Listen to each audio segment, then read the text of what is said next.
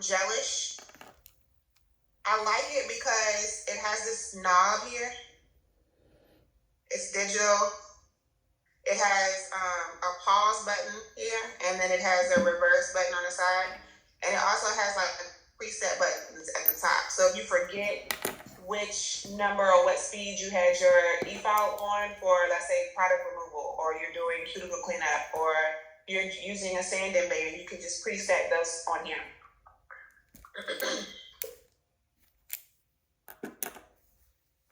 All right. I have a cuticle nipper. Just a basic cuticle nipper. It's not like fancy or anything. Nothing special about it. I have a cuticle pusher. I got this from Shoshani Gray. I don't know if you guys follow her on Instagram. She has Sasha Pro tools. I like it because it's square, and I can kind of get into the grooves of clients who have really sticky cuticles that just attach to the nail plate. Very much difficult to get off.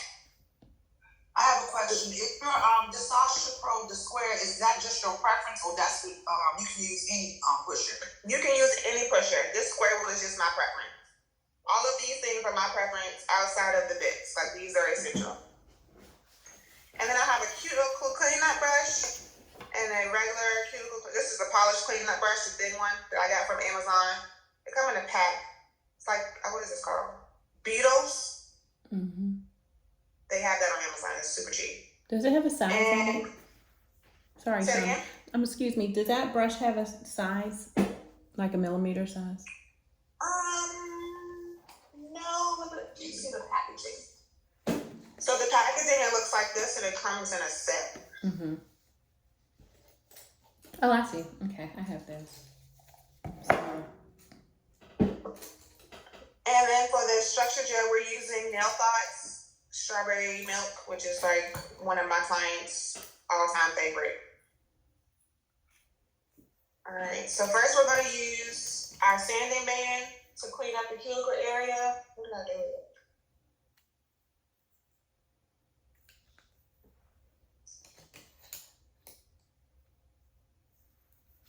So for sanding band, I use a medium. I get mine from Amazon because they're cheaper that way.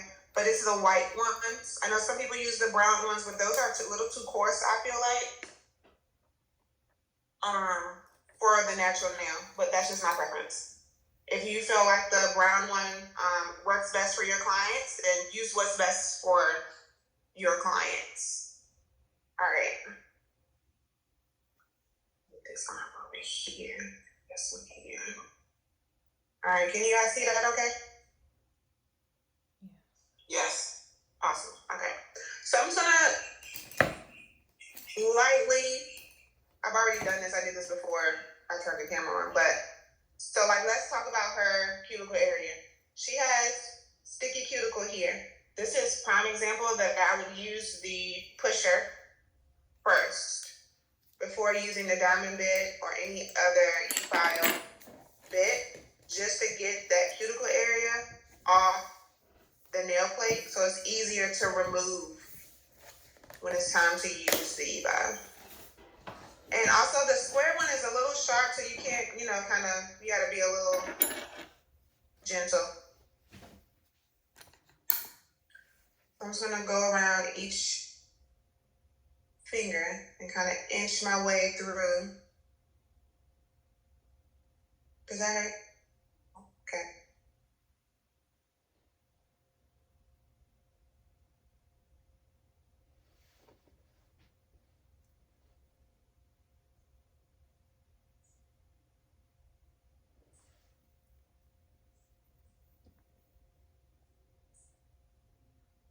None of this should be painful to your client, like, ever.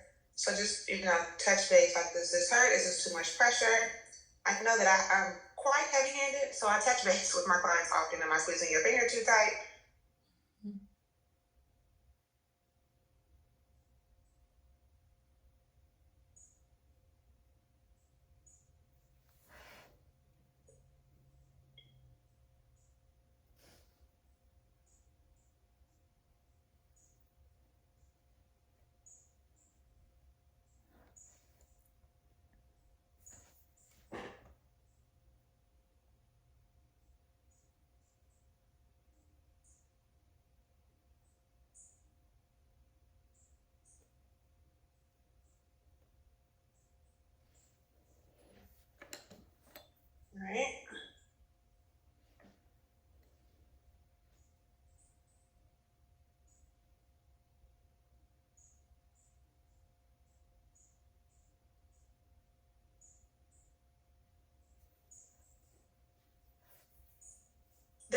just essentially to push the cuticle that's stuck on the nail plate up and off.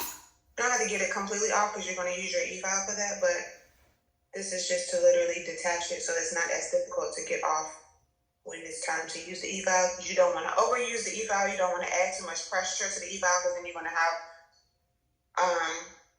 what's that thing called? Ring of fire, and we don't want that ever.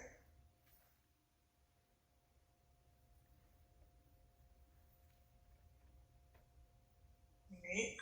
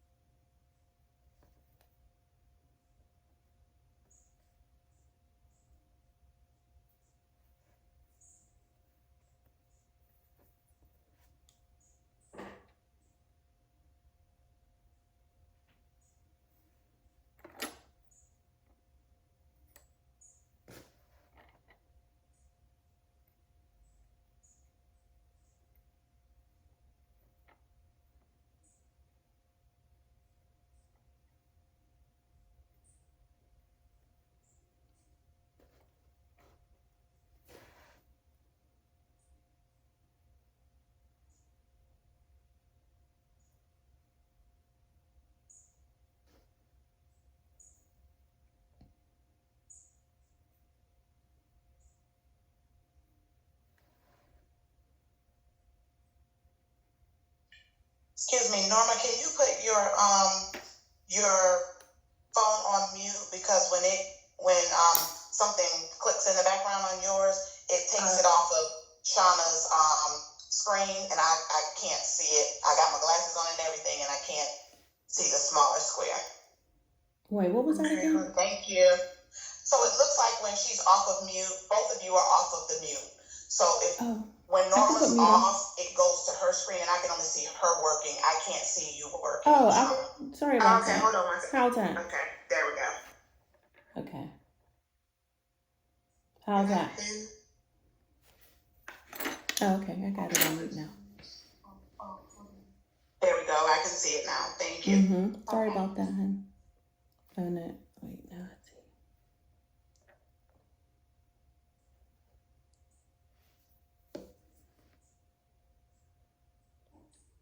It's set on Doretha's on mine. Is that how it is for everybody else?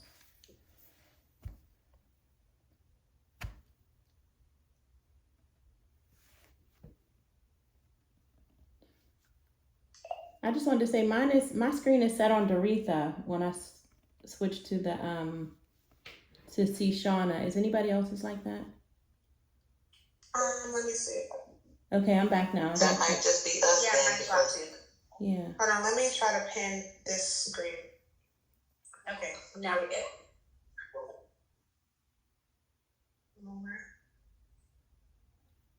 Okay.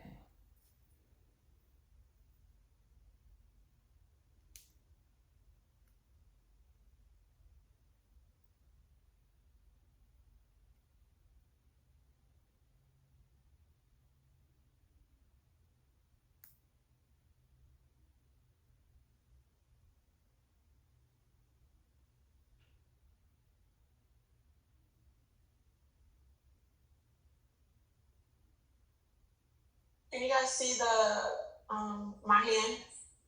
Mm-hmm. Yes. Yes. Yes.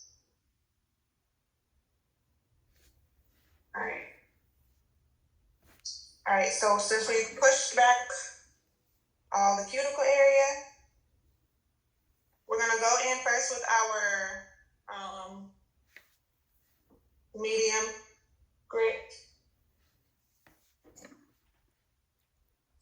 I'm sorry to interrupt.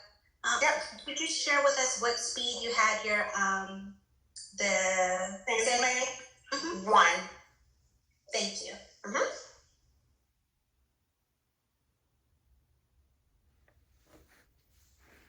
So for this, I have it on between 22 and 25. And I have it in the forward motion. If you're left-handed, you'll probably go in reverse. So the most important thing about using the diamond bits, you have to keep it completely flat to the nail. You don't ever want to have it at an angle. You don't want to dig in. You want to let the e-file do the work for you. So you have it up fast enough so that when you're rolling it over the cuticle, you're just grazing. You're not pressing down because you don't want to take any nail off of the nail plate. So we're going to start on the side. And we're going to just roll it up, over, and under the cuticle area. Now, the crazy thing is with cuticles is that they're super sticky, right? So you can kind of feel it when you roll over it with your e-file because it feels like gum, almost, right? So with that, you want to take your thumb and you want to pull back on the cuticle area.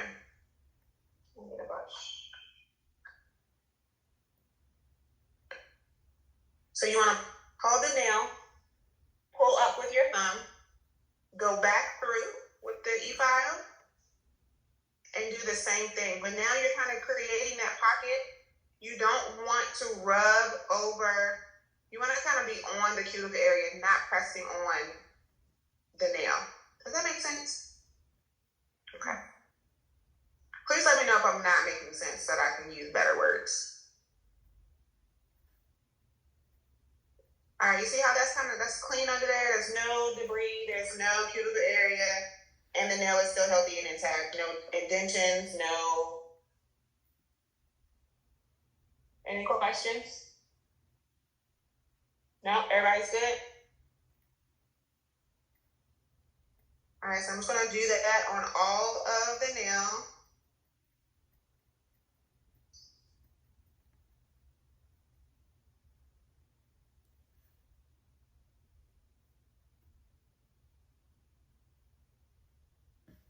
And sometimes you're gonna roll up on the cuticle, although that's fine. The good thing about these bits is that you won't like cut your client because they're diamond bits.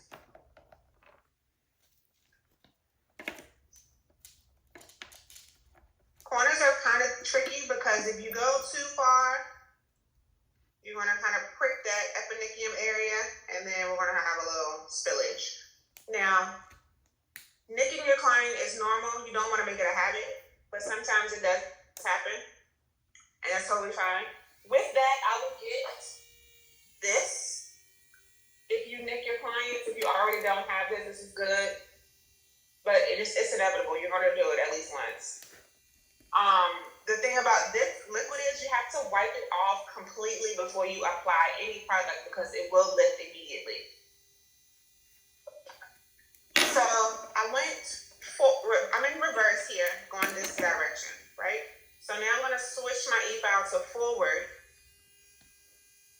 so that I can focus on the left side of this little wall here because there's a little bit of cuticle in that corner. So I'm going to do the same thing going the opposite direction, having the e-file flat, going in the forward direction. Actually, no, sorry. I'm going to go in reverse direction, going up the other side just to get that cuticle out.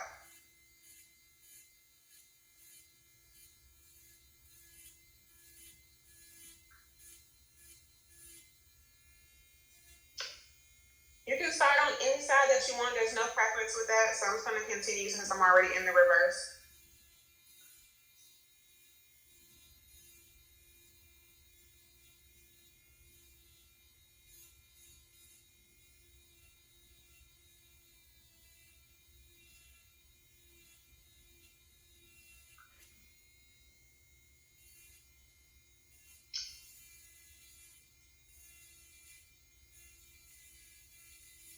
Sorry to interrupt again, but just to make sure that I understand what's going on with the diamond bit that you're using, you're basically pushing gently up against the wall with the wall that you're creating towards the cuticle. Oh, Absolutely.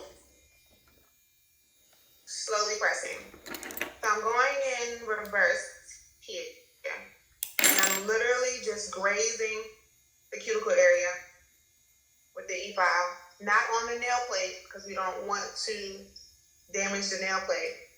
But also be sure to pay attention to the sidewalls because that's kind of where the crispness comes from. You don't want cuticle crumbs. You don't want bits and pieces of cuticle and or dust in your polish for one, because that's crazy to try to get out of your bottle once you stuff the brush back in there.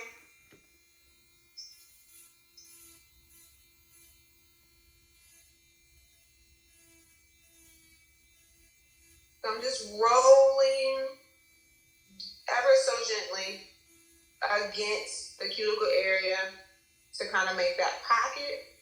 I am going in the reverse motion.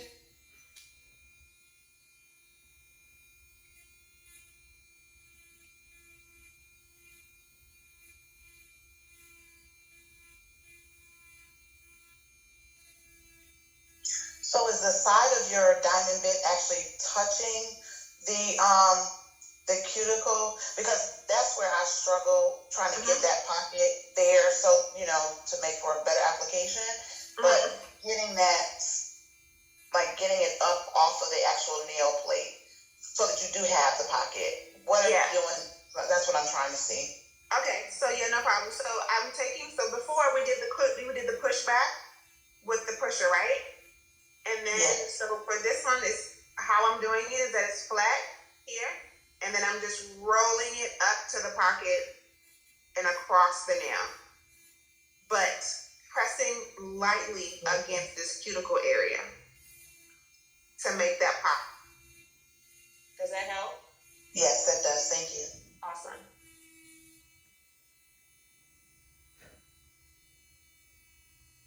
Now, the way that I'm using this micro taper, you can also use the flame bit. But for me, I'm going to come back through with this anyway. So sometimes, depending on if you have clients that have really narrow nail beds that have really deep side walls, you'll want to use the micro taper flame bit first. You want to use this one first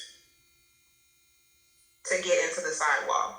Her sidewalls aren't that deep, so we don't necessarily have to use that one right in this moment, but I want to show you how to use it anyway.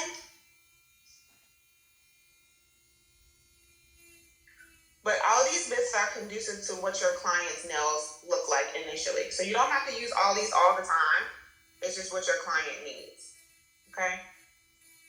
All right, so I'm in reverse. And I'm going to do the same thing I was doing with the micro taper. And I'm just going to go into the cuticle area.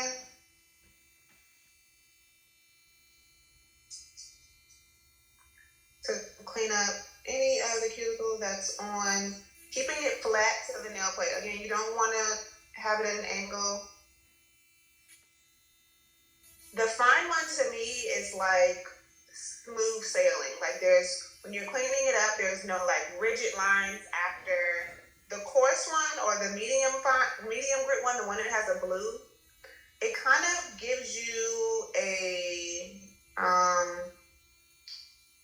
cuticle grittiness after you use it, and then you'll have to come through with the fine to kind of smooth it over and make sure everything is even and there's no like crumbs in there.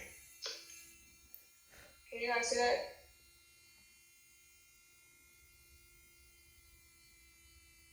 So I'm going to go in forward and go on the other side.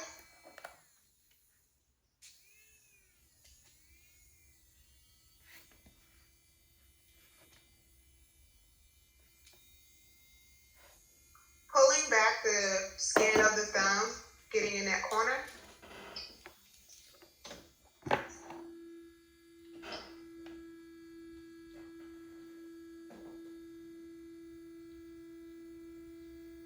See how that's clean under there? Any questions so far? No? Everybody's good? Those who are currently doing it on themselves, how is it coming out? Good.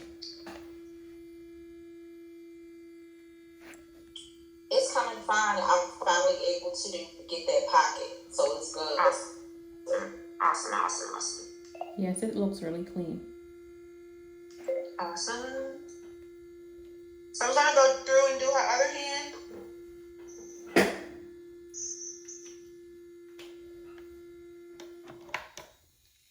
Keeping it flat to the nail plate.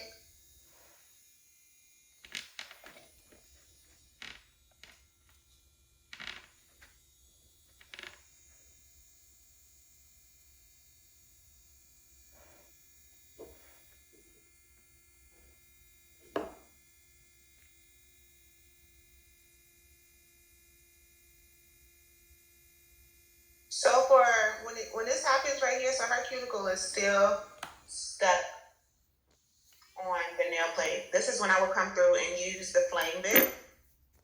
Because it's kind of like a football almost, like a slender football. And it'll give me that, it'll detach it from the cuticle area for me without me having to press too hard. And I'm literally just up against the cuticle area. I'm not touching the nail plate, not pressing into that, just trying to focus on this cuticle that's in this corner.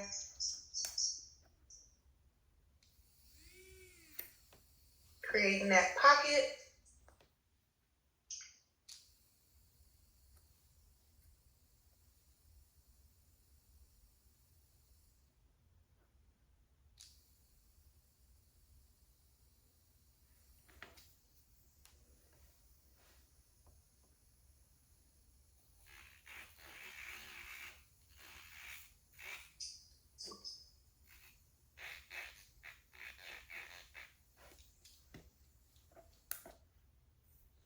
The flame bit may be easier now that I'm doing it for those who have a difficult time creating that pocket, because this kind of makes it for you because of the way that it's structured.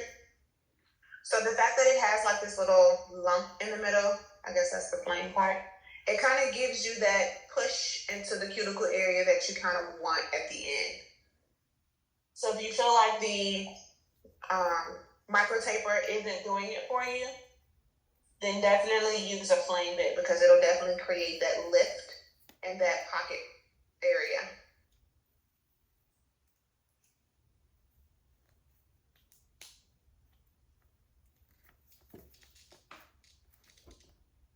With any bit, you still want to keep it flat to the nail plate. Pulling back with your thumb to make sure that you're pulling back the epinicium and you're not running over it, because that can be painful.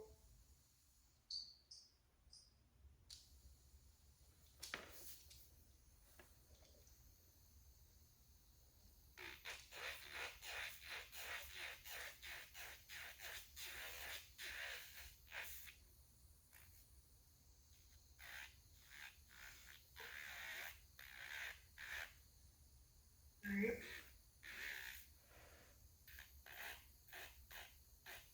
How's everybody doing? You guys are real quiet. Is that because you're practicing? Mm-hmm. I'm practicing trying to get it. Okay. Now, just because your eval is going fast, that doesn't mean that you have to go fast. Mm.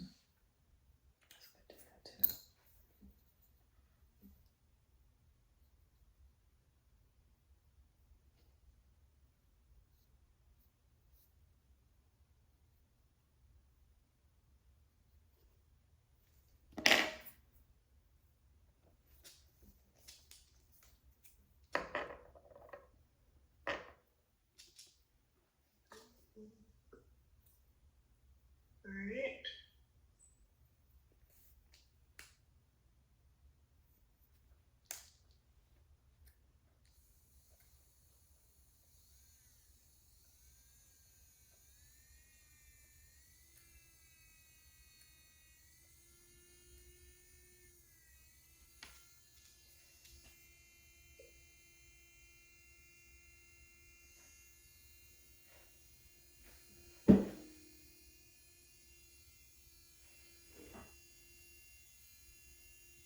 Everybody good? Cuticles cleaned up? Yeah. Awesome.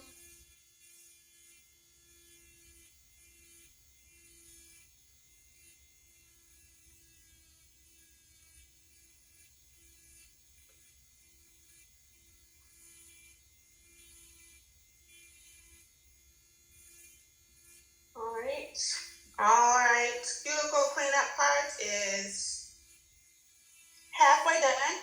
So we're gonna do nipping now. Are you guys comfortable with nipping? Do you guys use nippers or scissors?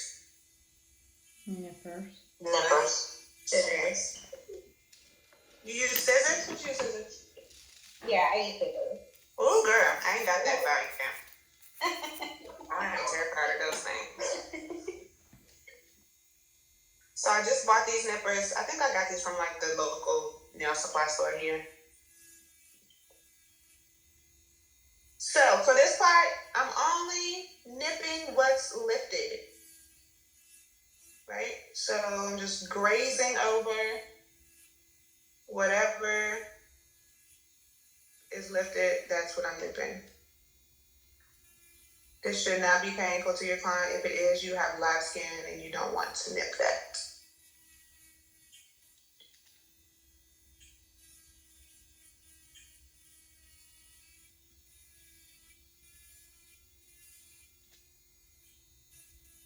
No, don't be afraid because I have definitely nicked a few clients.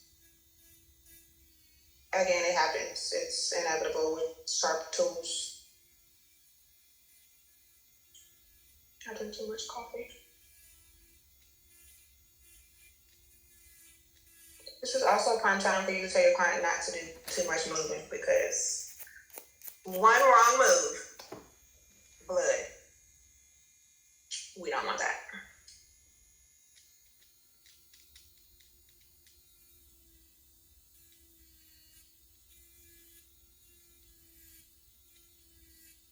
Is everybody nipping now? Yes. Awesome.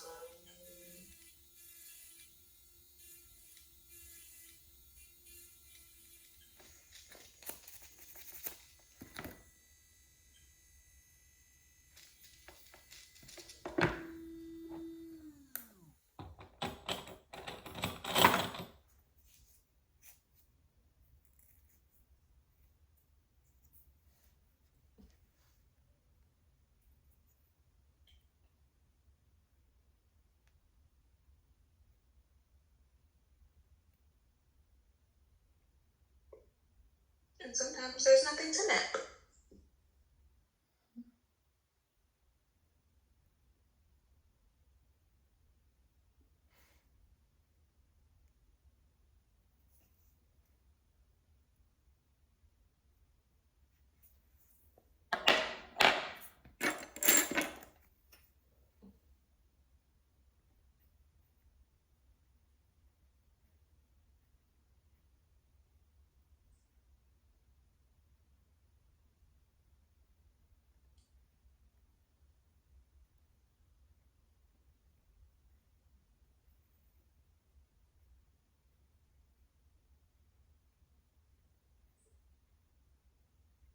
It's also beneficial for you to pull the client's finger back with your thumb during the nipping process too, so that you can see kind of clearly where you need to nip, and it's not kind of like skin in the way.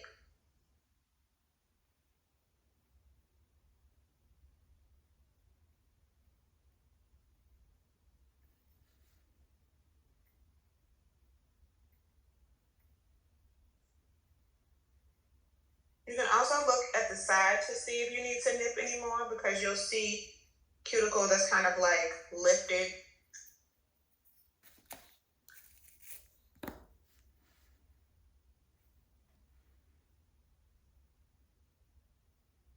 All right.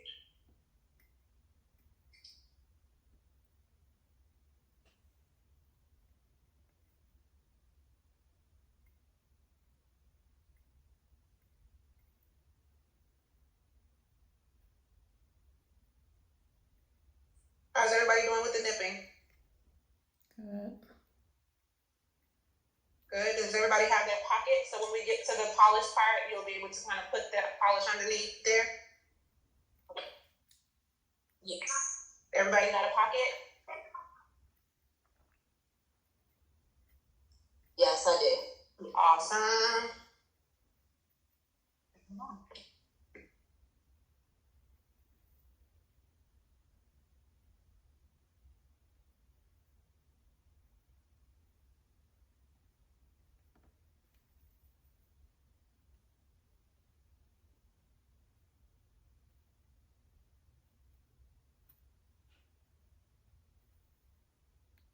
All right, now sometimes I do go back through with my fine micro taper just to smooth everything out. No pressure applied. We're just literally running it over the cuticle area just to smooth everything out after nipping to make sure there's no rough edges. And kind of like smoothing over the skin a little bit. No pressure, literally just gliding over, recreating. If you don't have that pocket quite the way you want it, you can kind of press back only on the cuticle, but don't apply pressure, because at this point, if you press too hard, it's going to hurt your client. We don't want that at all. Does direction matter for this step? No, you can go right to left, left to right, whichever is your preference. Okay. So, yeah, no worries. And then this way I'm going from right to left. Same the same result. It's just your own preference. I used to never go in reverse until I did it, and I was like, oh, well, this kind of makes a difference.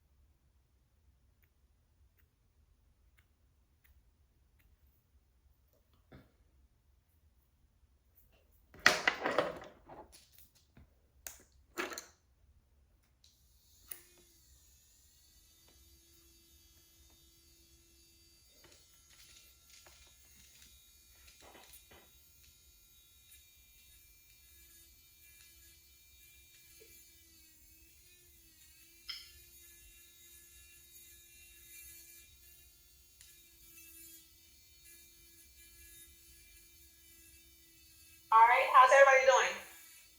Good. Everybody good? So now, I'm going to take my cleanup brush. This is an old one, and it's kind of stubby. And then I'm going to take my dapping dish, put some acetone in there. So, for just my own preference, I don't use alcohol for anything except wiping off the inhibition layer on polish when I need to. But I only use acetone for cleanup. You can also use what's that called? Bond-Aid dehydrator, but that's just something else you'll have to buy. So acetone does the trick for everything for me.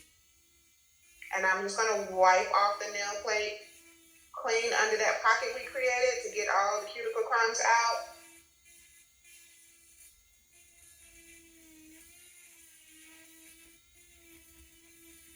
And then you should be able to look underneath your client's cuticles to see how clean the pocket is. If it's not, then you can definitely run back through with your fine micro taper bit and clean up what you see.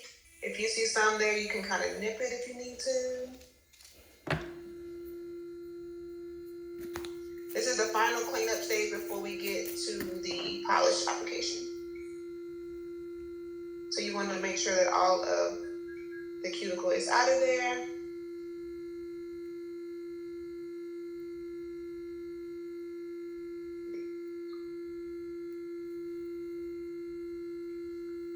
The shape of her nails is like squoval.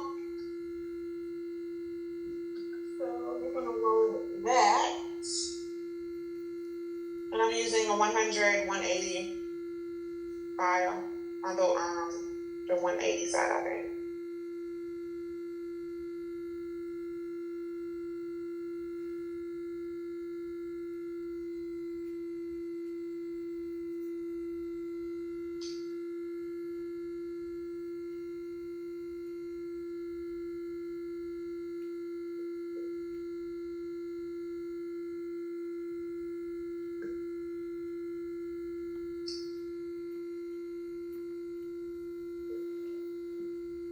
get these files from Amazon in a box of like 100 for like $30, I think.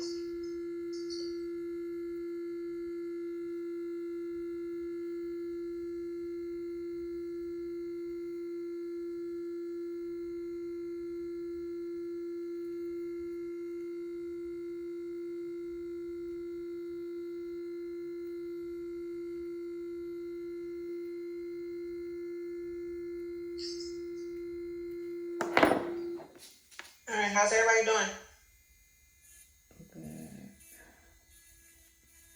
Good?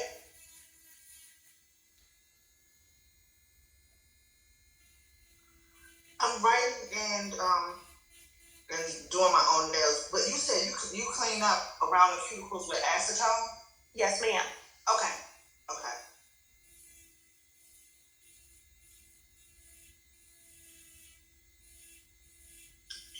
Now the structure gel that I'm using doesn't require a base coat, doesn't require a primer. I just literally apply it straight to the bare nail. Luminary definitely has a primer. So my suggestion when using certain systems, buy the whole system.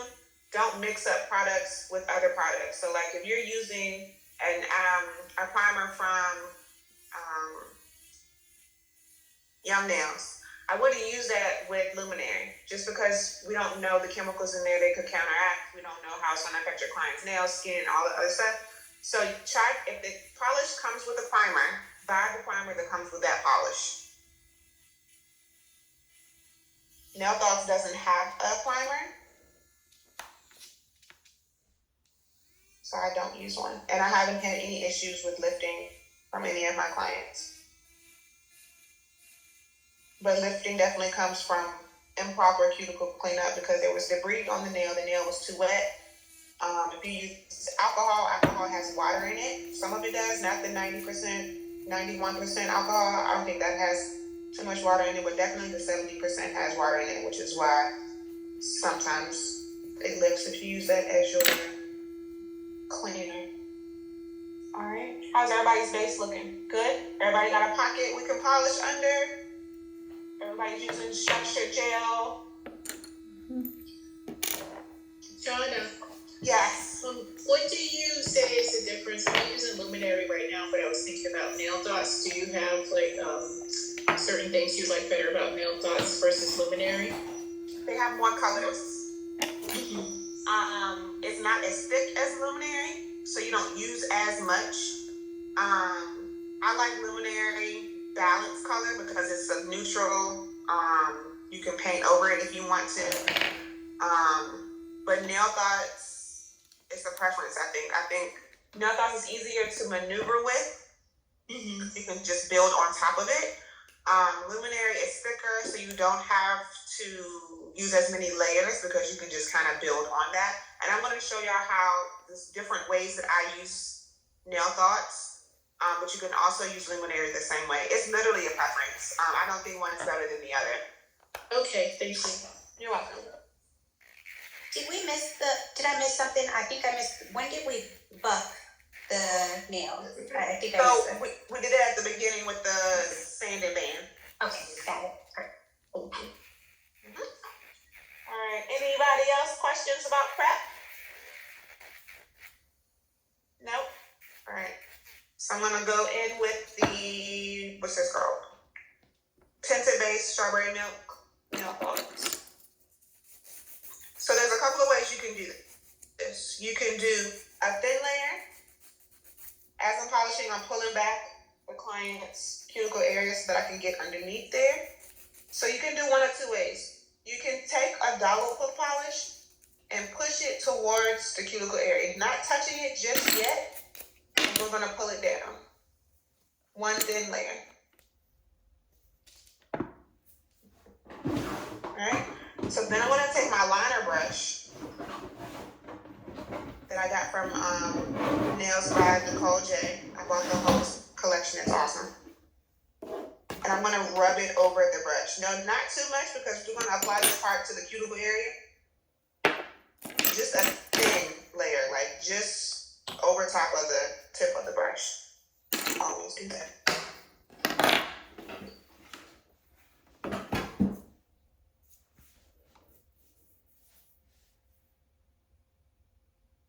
froze.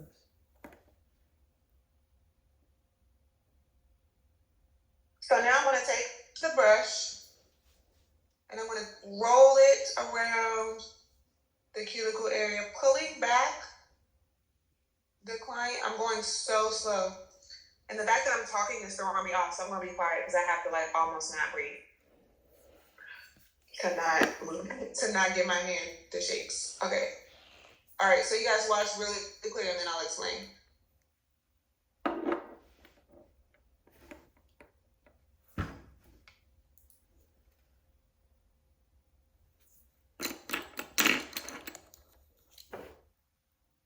Okay, so I'm really close to the cuticle area, right? But I'm literally just dragging the gel across the top of the cuticle area. I'm not pressing, I'm not adding any pressure. I'm pulling back the cuticle area so that when you let the cuticle area go, it's underneath the pocket that we created. Everybody good? What's happening? Look, I done tore the brush up already. Everybody good with that? Yes. Alright. Now, you can do one of two things. You can cure this finger, or you can build on top of it. So this is the slip layer if you want to build on top of it. I don't like doing it like that because it runs a lot. You can't, it's like you're chasing it to make sure that it doesn't fall into the sidewalls. So I'm going to show you how I do it on the pinky, and then when we move to the ring finger, I'll show you how to use a slip layer and then build on top of that. So we're going to throw this in the light for 60 seconds. All right, put that in there.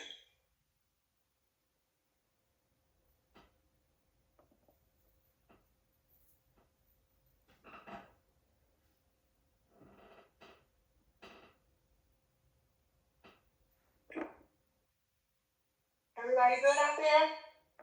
Bernadette, you good? Norma? Yes, I'm good. The brush you're using, Yes, I I'm just good. spoke to Nicole. Is it detailer or It's the mini striper. striper? Okay, thank you.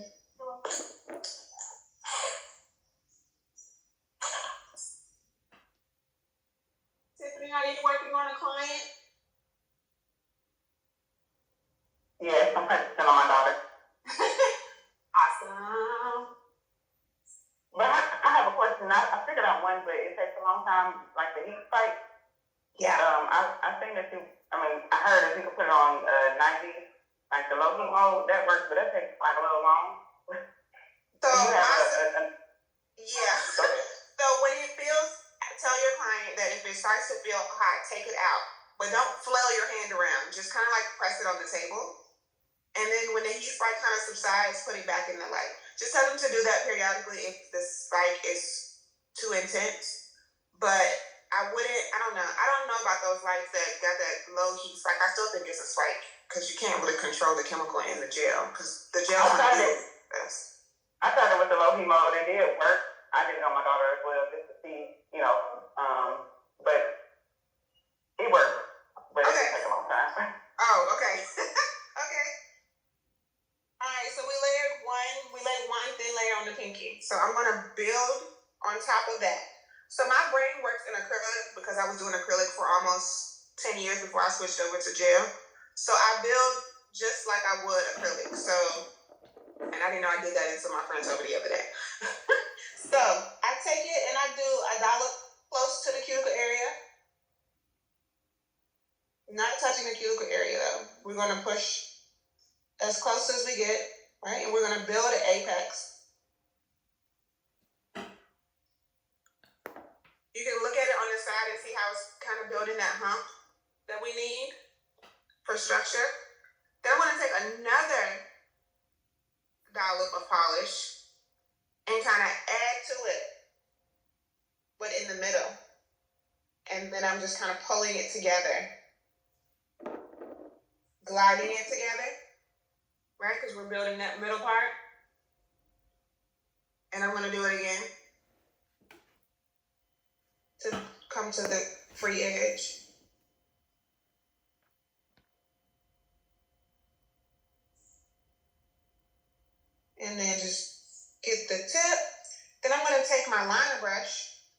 gonna come through the side and just glide it to the edge.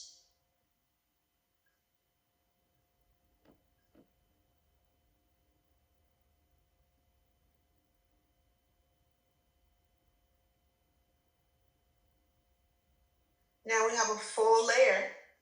It has the apex, it looks natural, it's not thick. I don't do that flip over method, and I'm not gonna try to teach y'all because I don't do that. This is exactly how I do it, and I get the same results as those who do that flip over method. All right, everybody good? Mm-hmm. Does everybody understand how I did that? One more time. One more time. No worries. Yeah, one more time. All right, someone let her cue that, and then I'll do the ring finger how I just did the pinky. Thank you. You're welcome. I know a lot of people do that one ball and drag, but I can't get that together. It doesn't work for me, so I had to figure out a way that works.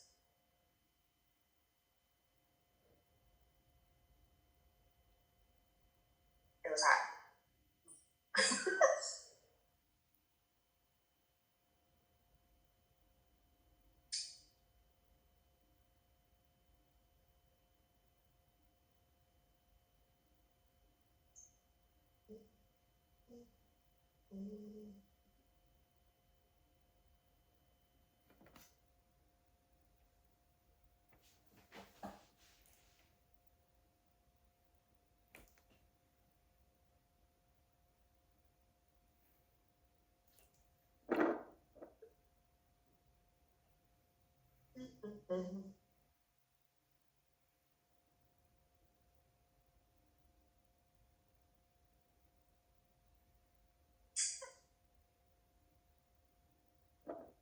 All right.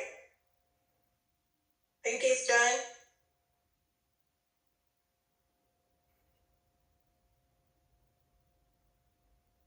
Everybody good with the pinky? Beautiful. Yes. All right, so we're gonna do the ring finger the same way as the pinky. So we're gonna do a thin layer.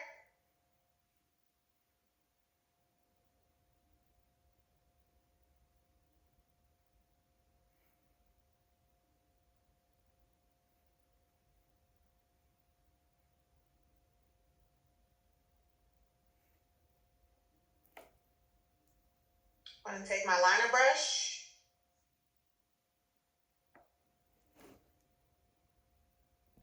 Rolling up through the cuticle area. Covering that space that's underneath that pocket because I'm pulling the finger back.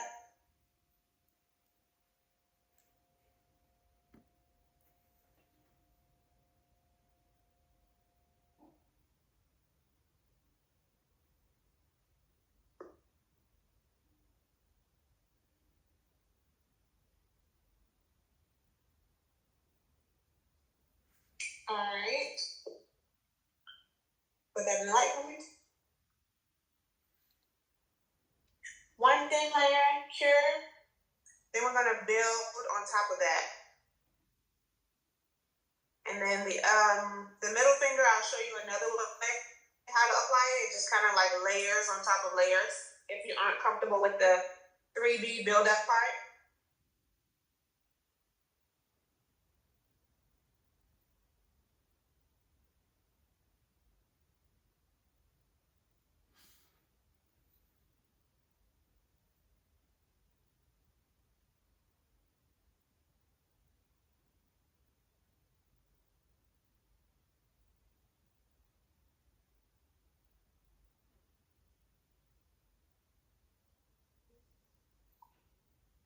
All right. Everybody ready? Mhm. So I'm gonna take a bead about this small, and I'm gonna apply it right close to the cuticle area.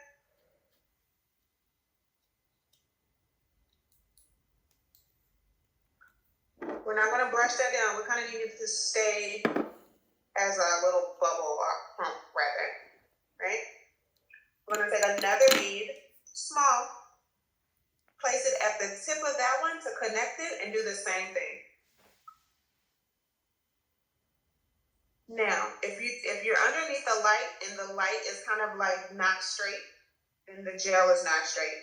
So you can use that as a meter to see if you have a lump in your line, a lump in your gel that you kind of need to even out. It should be a line of light. It shouldn't be crooked. It shouldn't be wavy. So I'm gonna take another bead of polish. Now you can take as many beads as you need to cover the nail plate. Like it's not only 3, only 2. It's however long the client's nail is that you need to put the gel on. You don't want a lot of gel because it's gonna start running. And then you're gonna have to be chasing it, and then it's gonna be lumpy because no client ever puts their hand directly into the light. So I'm gonna kind of push it back a little bit because my line of light is a little crooked. And I'm gonna drag it to the tip. You can also kind of look at it to the side to see if there's any indentations or anything like that. So I'm gonna take my liner brush like I did before.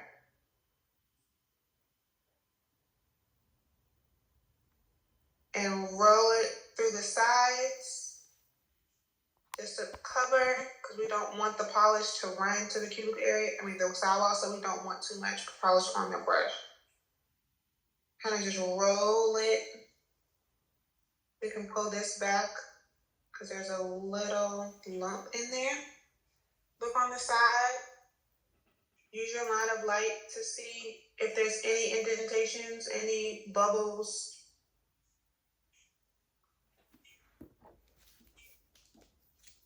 So Shauna, essentially we're just applying the beads to the middle of the nail plate, and then you're working from there to pull the polish into the sidewalls, correct? Yes, ma'am, that is correct. Okay.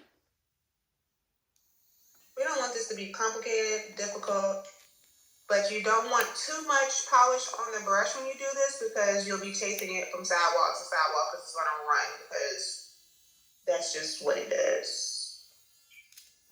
So I'm cleaning it up on the sides just to make sure that there aren't any indentations. Throw that in the light for me. Everybody good? Questions?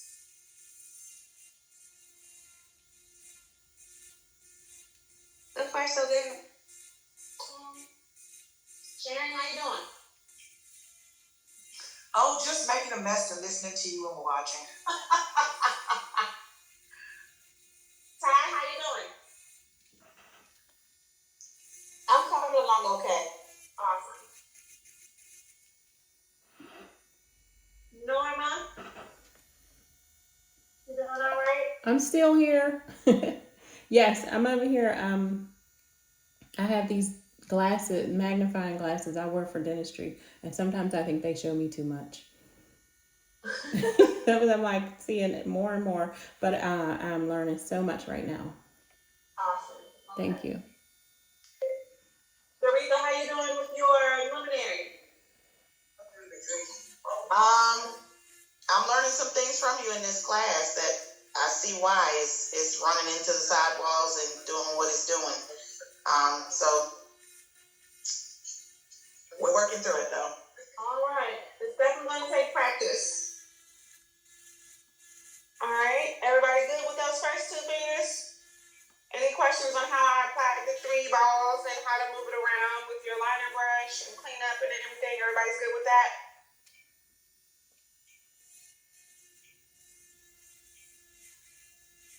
I always do wonder how, with the line of light, like if say the light is leaning or wobbling to the right, does that mean you would pull the product to the left? To the left, yes. Okay, thank you. Mm-hmm. Everybody good? So I'm going to show you another way on this finger. If the 3 balls is not working. So we're going to do thin layer like we did the first time.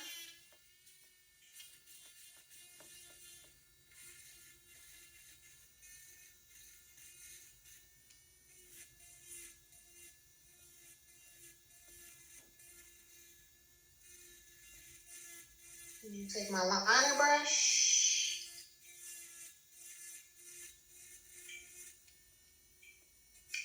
Pull back with my thumb. Roll that brush with that polish under there. No pressure at all. We're just rolling the brush under there.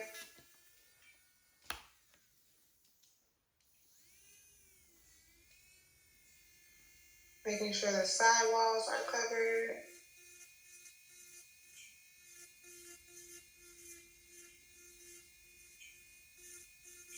All right, throw that in there. Now this is gonna be like your build on method. So we're just gonna add layers of polish and add layers of polish until we get it to what we want it to be. Now this could be a little bit more time consuming, but you'll get the same result. It's just you're not using as much polish at one time, so it's a lot easier to control. You won't have as much running.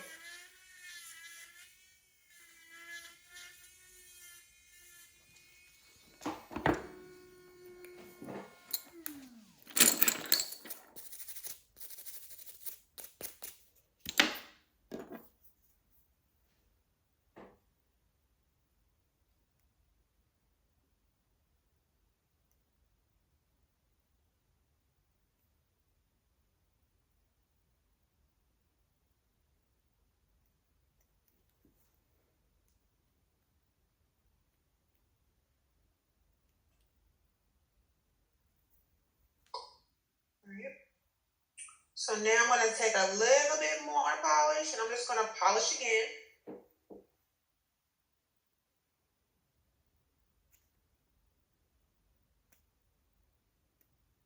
Not as thin as the first one, but not too thick either. So kind of like find that happy medium. I'm gonna make sure that the cuticle area is covered.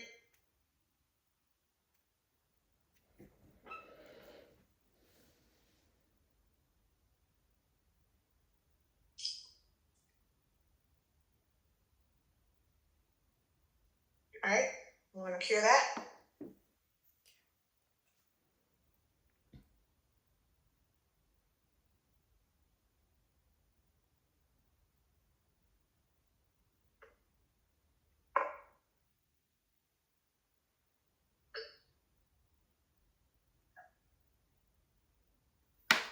Switch this out.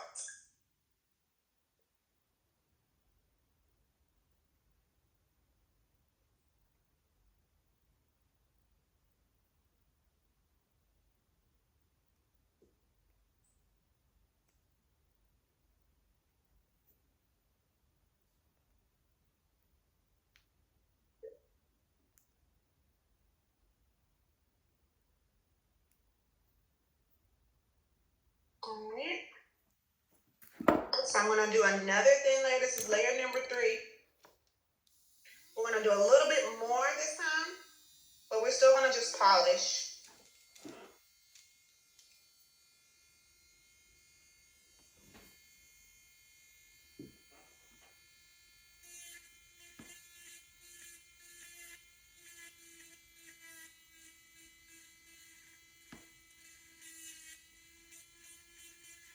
Now you can either cure it or you can just add another layer of polish on here and just gliding it down. But we're literally just polishing, no pressure. Take your liner brush, make sure the cuticle area is covered.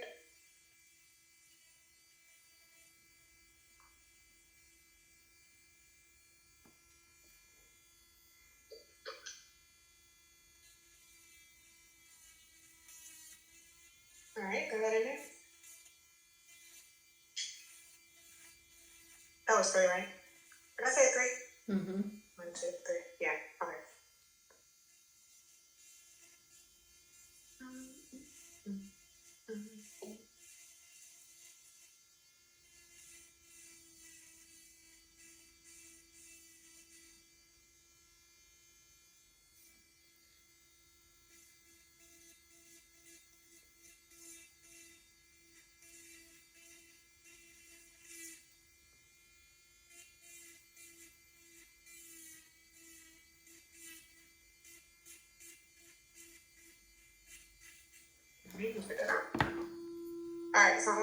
layer 4, a little bit more polish.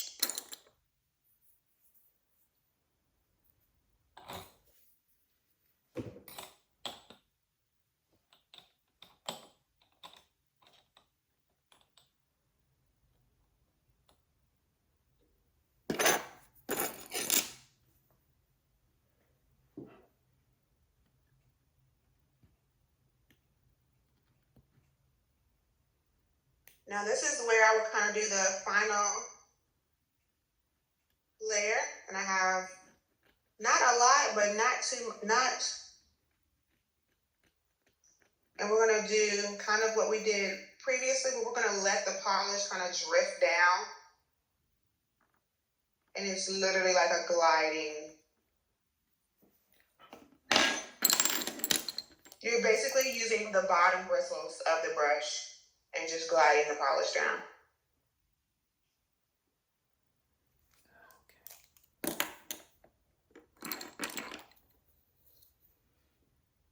And you're going to use your line of light to kind of see where the indentations are.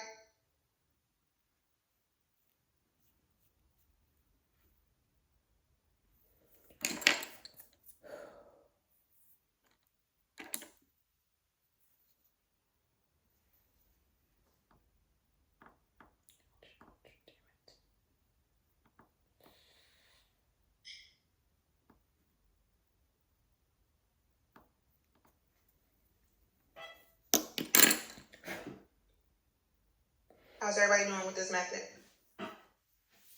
Okay.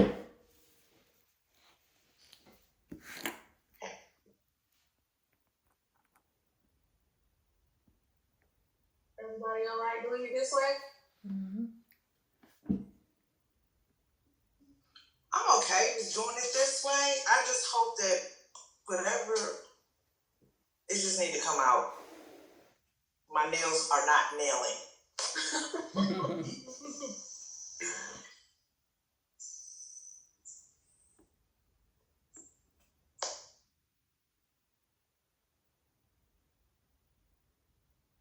Bernadette, are you talking? You're on mute. No, I'm good. Okay.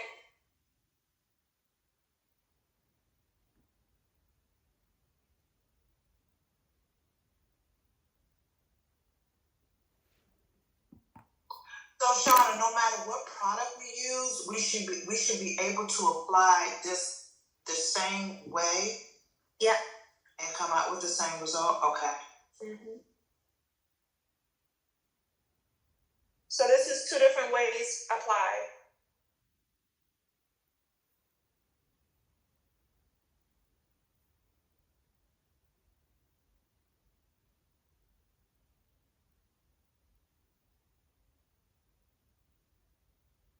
It's definitely just preference. Whichever one is easiest, whichever one you're most comfortable with. Now, sometimes the edges may be a little thin, so I would just go back through polish, like thin layer, like almost see-through, right? And then I would take the brush and brush it up like this. Oh, okay. And take your brush and pull it back to make your edge of the free edge of your nail thicker. And then just even it out to what you had before.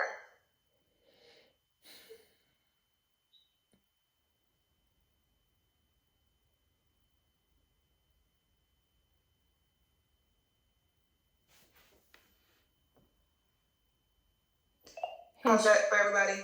That's good. Sean, I had a quick question. Yeah. For this last technique with the more layers, you did go in between each layer into the light, right? So that again? Did you go into the light in between each layer? Yes. On this one? Okay, I thought I missed it. Yep.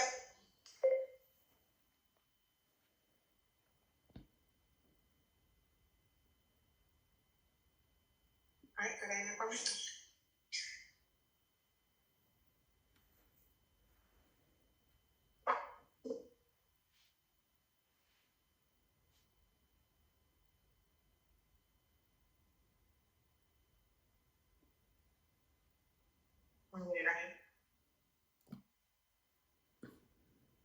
Alright, so I'm just gonna start doing her other hand. If you guys have questions, just come off of mute.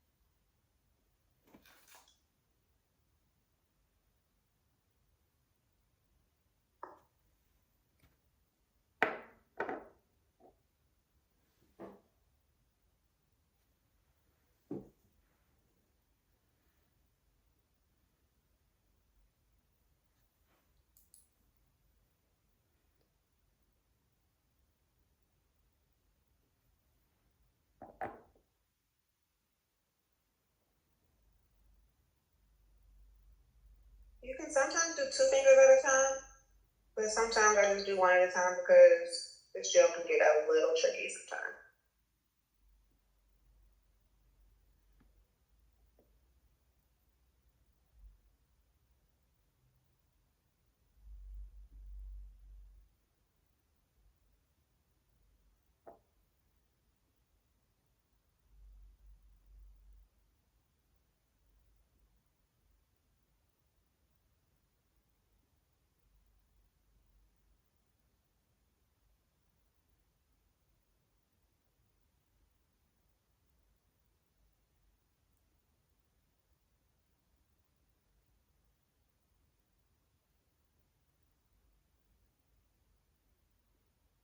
I swear it might be falling out of the sky.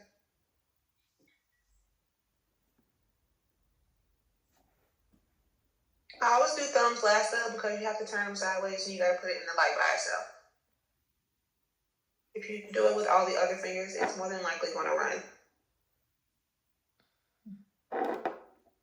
So do thumbs last after you've already cured the other 4 fingers.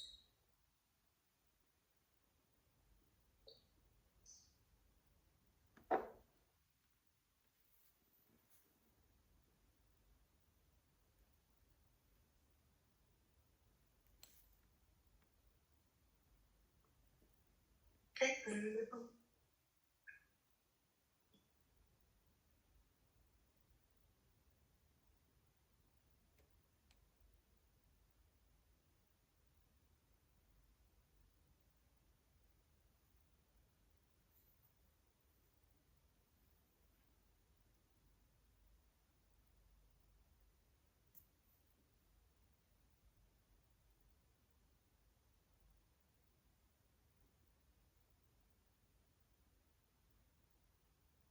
All right, butter.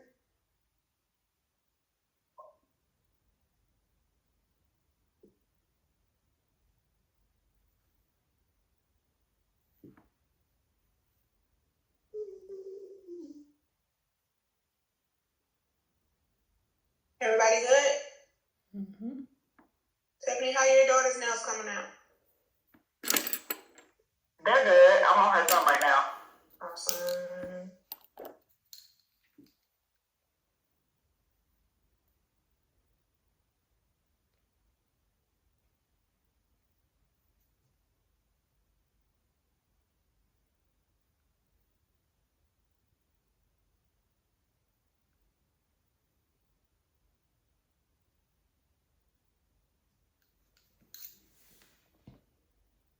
Before I forget, Shauna, what was that product? And how do you use it? Is it just some type of antiseptic? When you said you use that little bottle called Infalab when you nip somebody? It's just a septic. Yeah, so you literally just put it on the nail, on the cuticle area where it's nipped. Mm-hmm. Let it sit for like 2 seconds, and then wipe it off really good. Like it stops immediately. It stops the blood immediately. However, when you do wipe it off with acetone, it's gonna burn your client's finger. Okay. So just let them know that this is gonna be a little spicy, but Yeah, it's the best. I used septic powder before, but I can't find it now. I don't know. I got it right when I got my license in 2012, but I can't find where they sell it anymore. Okay, I thanks. think they have it at Sally's, or I think maybe Amazon has it too. Okay. Did I answer your question? I feel like I did. Yes, you did. Thank you. Okay, you're welcome.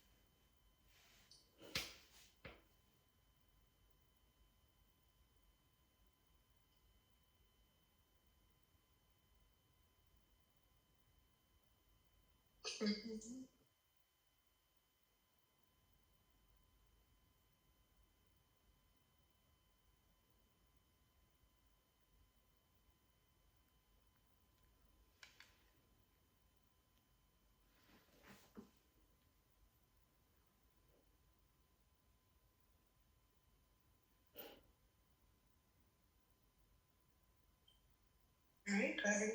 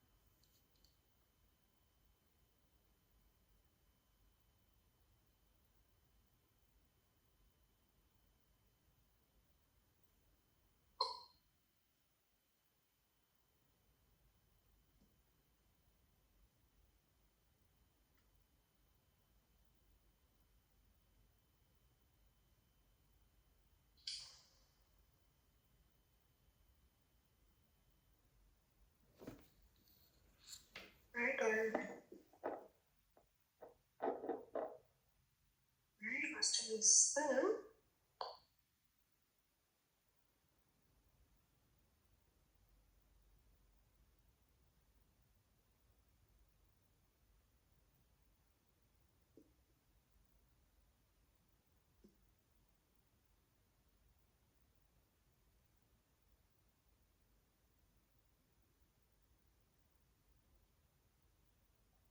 Shameless plug. So, are you guys in the Black Nail Tech Collective?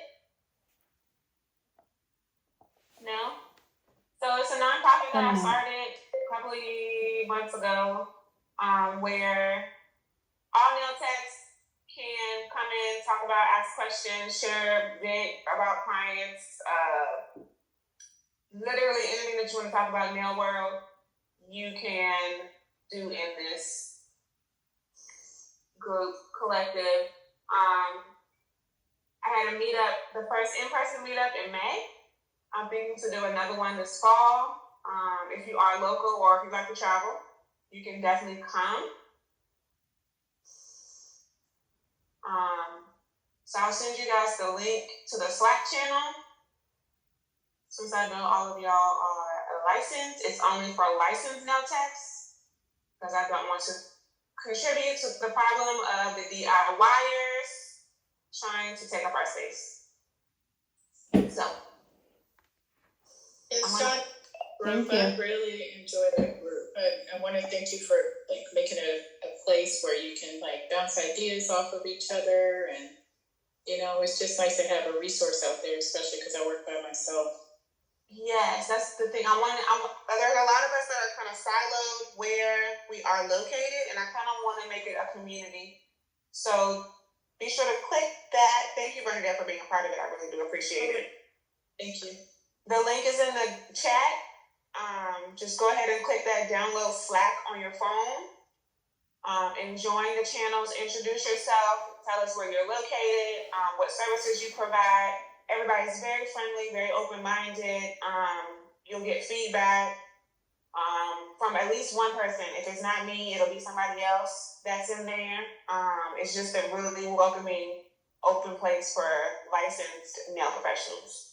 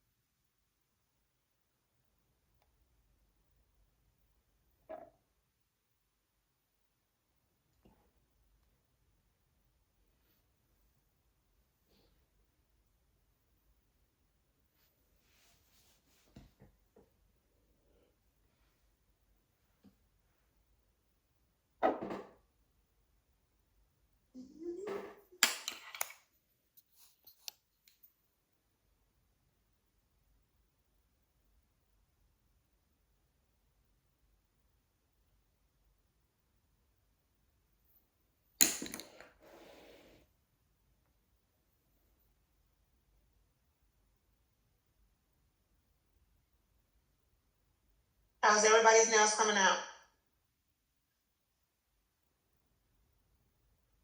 Best I've ever done, I will say that.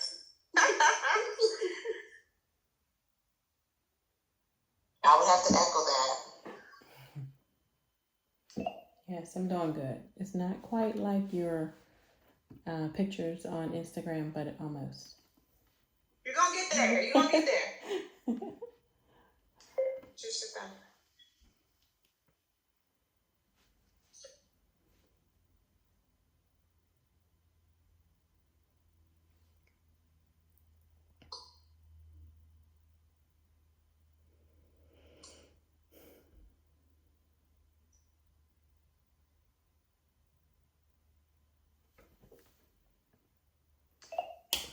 I have a question. I want to make sure I'm clear.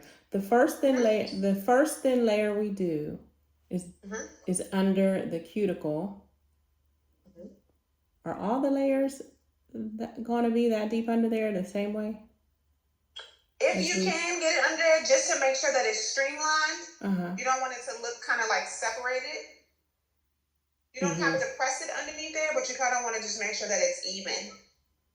Okay. Does that make sense? So like each layer that you do, you want to make sure that it's kind of seeping into the layer underneath. Okay, got it.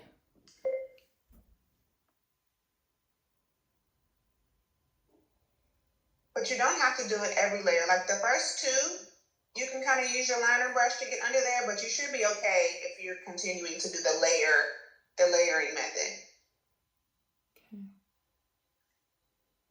If you already tucked it the first 2 times, it should be okay.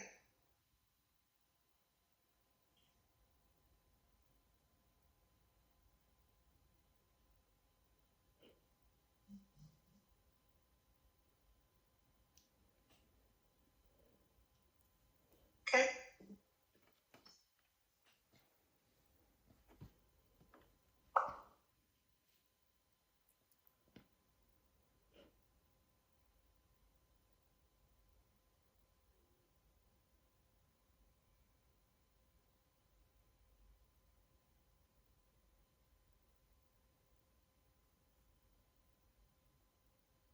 I'm also going to show y'all something that I do that's very much unpopular opinion. However, it works for me.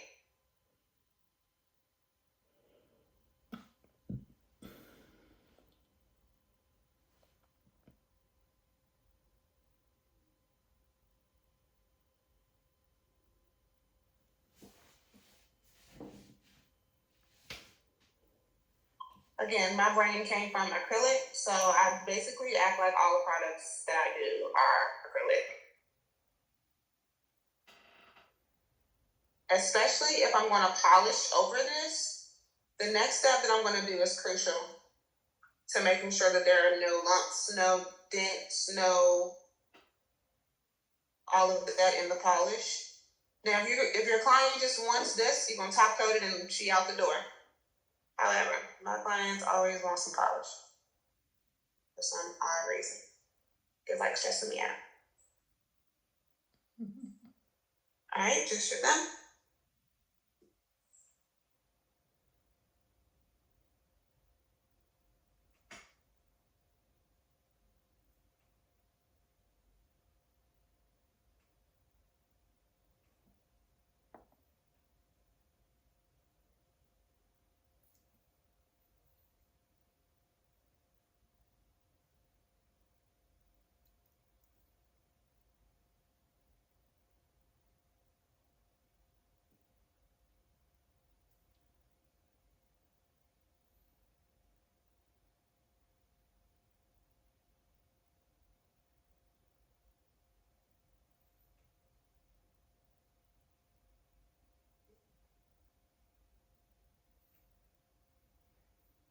They're still out there cutting these trees.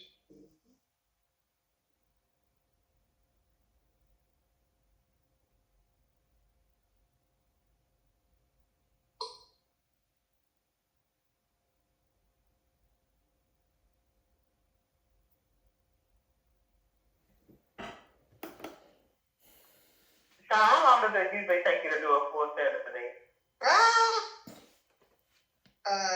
2 hours, 2.5 maybe. All of my appointments are scheduled for 2.5 because sometimes I have 2 clients where their cuticles they come back every 4 weeks. My clients come once a month. And their cuticles are atrocious. And it literally takes me about 45 minutes to clean them up because my OCD, like I have to get all of it.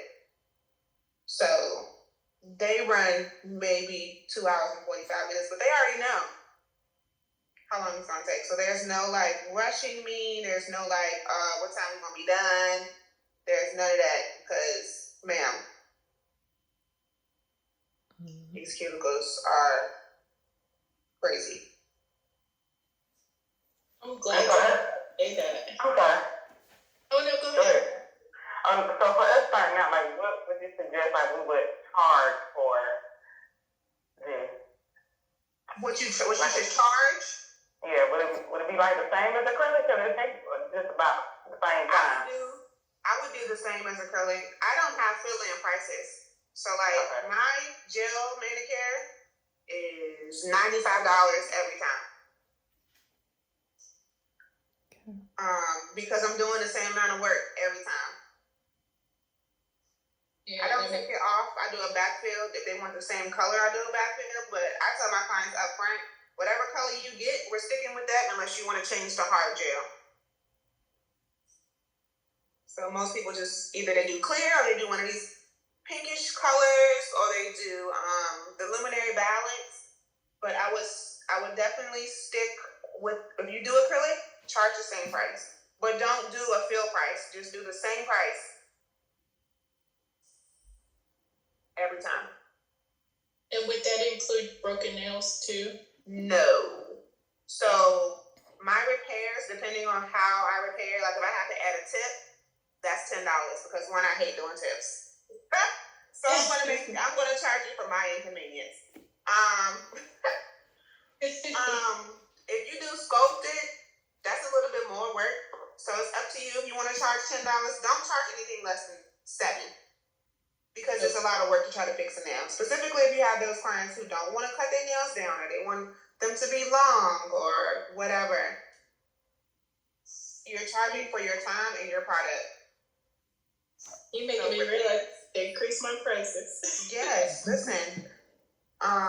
If I have to just do like if it's cracked, I don't really charge for that. But if they want a straight change, like if we're going from square to almond, I charge $15 for that because that's a lot of work. You gotta take the corners out. You gotta make sure it's even around. That's $15. Okay.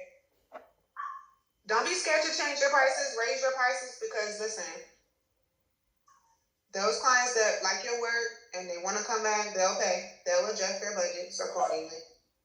Yeah.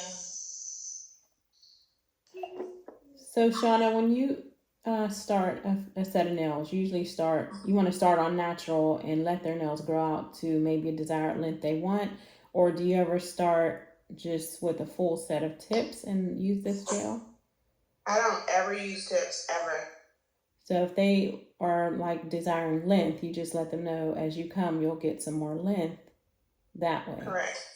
Yes. Okay. So I had a new client. If y'all been following me a long time, I don't do new clients because they stress me out. But anyway, she came in and she showed me a picture, and I said, well, no, we can't do that because your nails are not that long. Now, what we can do is put some hard gel or structured gel, and we'll let them grow out to that length. And most of them are like, okay, that works for me. And then some of them I have to be like, well, girl, I don't do tips. And it's kind of like I have to have a conversation. It's like, I don't do tips. We can grow them out. I promise they'll be just as long. But I'm not going to change my services because somebody did read what services I provide. Oh, So, that makes sense.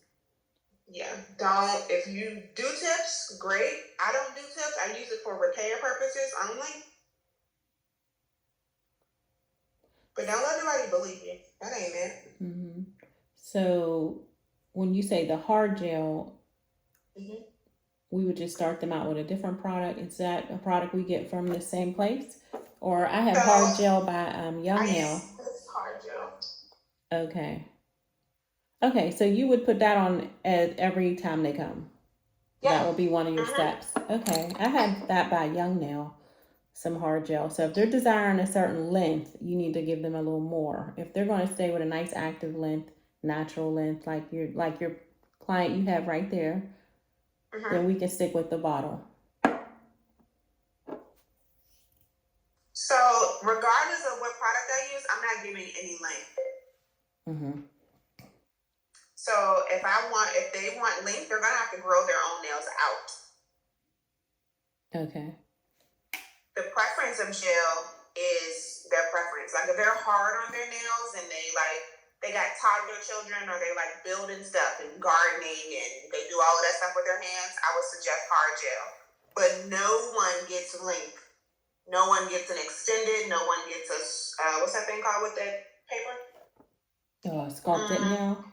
Sculpted. What do you call it? Form. Yes. Form. Sculpted. Yeah. I don't do that either because that stresses me out. So everybody that comes, either they come at her length. She was shorter than that when she first came. It was like touching her finger. We're just gonna have to grow them out. They will grow if you don't break them all the time. Okay, thanks Does for that answer clearing your that. question? Yeah, because I mean, what you do seems so stress free, and that's what I'm looking for. And I don't want to be bothered with a lot of different requests and length and all that. I don't want to do it.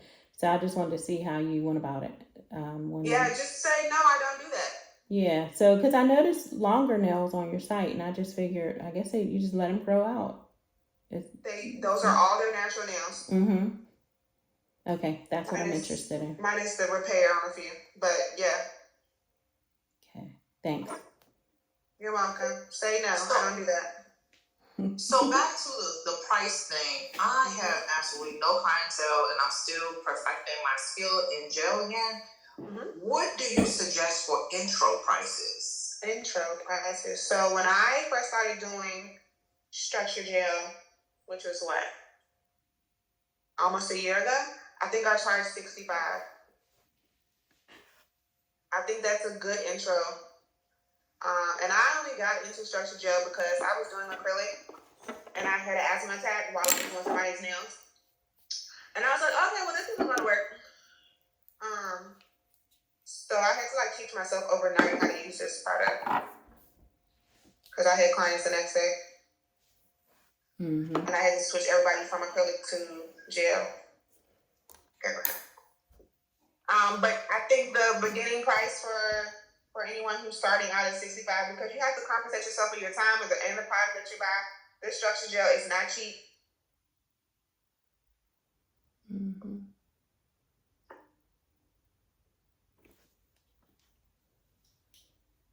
And then as you go and your skills get better with gel, increase your prices at $5. Because $5 is not a lot. It's not a sticker shock to people when they see, oh, it's only $5. I can do that.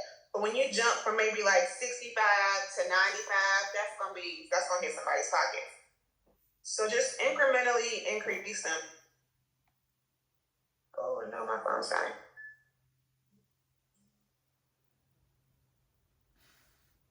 Do y'all have any other questions about pricing, saying no to clients? Because I can teach you how to say no. I'm It's like, as far as like increasing, like how, because I'm at 65 right now and I'm pretty booked with clientele, and I think I'm at a point where I feel like I'm comfortable with it and the nails last and all that, but like dollars, like how frequently would you increase it? I would kind of feel it out for 6 months. So if you're at 65, what's today? October 1st, I would raise it to 70. And then when we're coming around to spring of next year, around March, April, if you feel like you booked again and your clients aren't like, hey girl, what's up with these prices type situation, granted, even those clients, they can go somewhere else. I would raise it $5 more until you get comfortable with your income to say, okay, I'm cool at this price. Okay.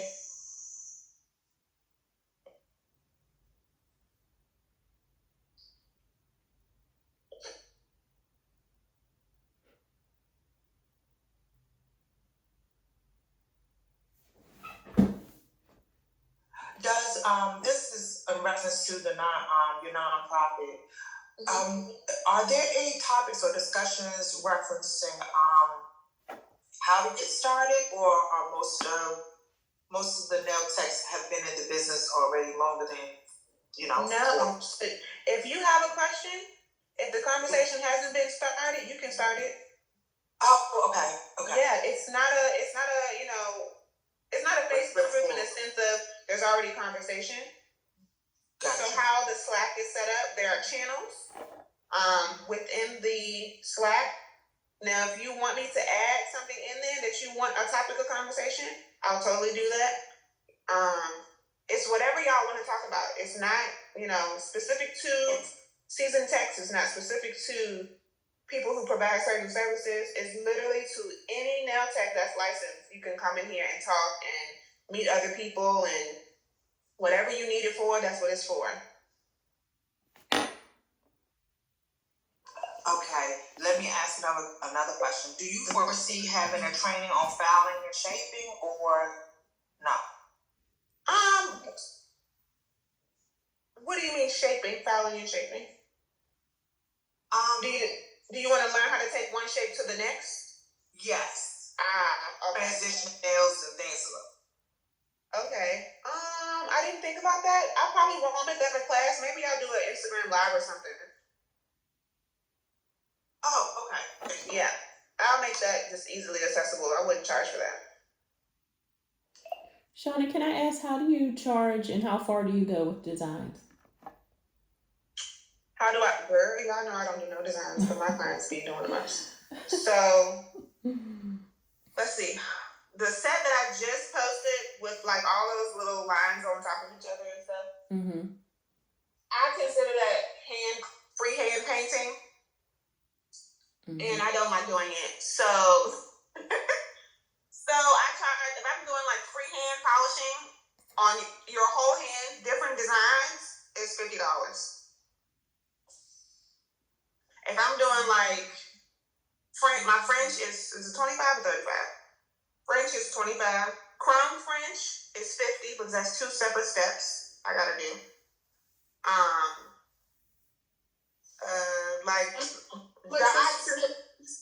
Say it again. How much is Chrome French again? I'm sorry. 50. Okay. That's a lot of work. It is. I mean, it is so many steps. And the chrome gel that I use this because this is a game changer. Oh yeah, I just got that one. It's Ooh, so good. It's the best chrome gel ever on the planet. Like, if you have problems applying chrome, get this.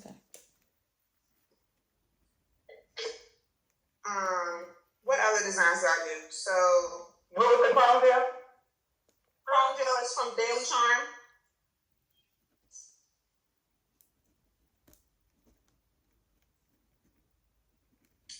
What other designs I do? Abstract. Abstract can be between $15 and $35, depending on how many fingers you want, depending on how many different colors I'm using.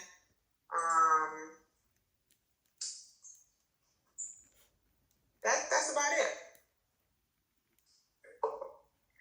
I literally only got like 3 clients that do designs. Okay. The ones I just posted, I think I charged her $35 for that black and white design that I just posted this morning. All right, I gotta get them last. Okay, so here's my unpopular opinion. Last final step before polishing over top or adding a design or something. Now, if you aren't doing a gel color over top of this, you just top coat them and they out the door. However, if they want a design, I will wipe it off with alcohol with this little lint-free wipe.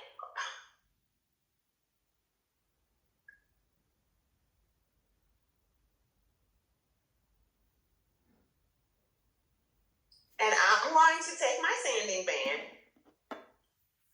and even it out to make sure there's no, I'm using 1 speed too, so it's super low. Because sometimes when you do this, you can see indentations that you can't necessarily see. And I need the polish to be smooth over the structure gel.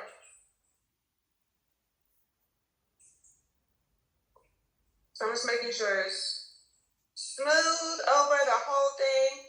I'm gonna make sure it's even and kind of even it out at the bottom like this.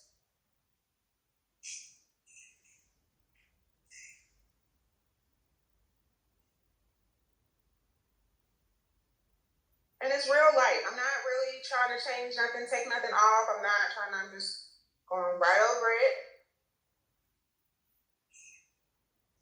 See how there's a little indentation right here? So we don't have to get that out of there.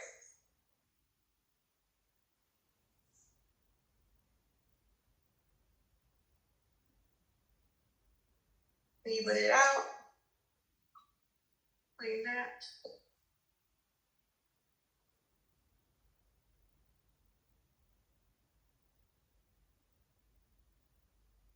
And sometimes I kind of shape them a little bit to make sure that they are the shape that the client wants.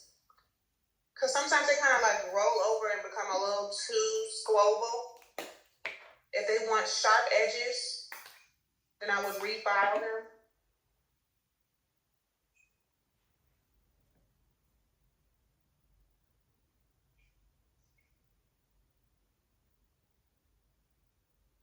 Now, I know people don't do this. I know people are going to be like, oh my God, why are you doing that? It's a personal preference.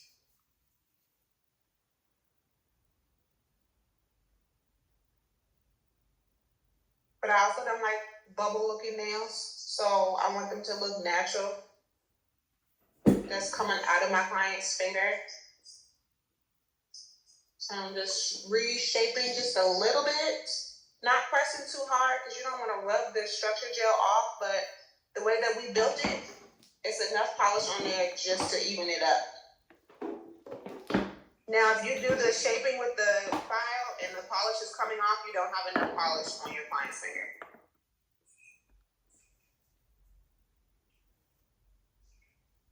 What grit is the sanding band? This is 100, 1.8.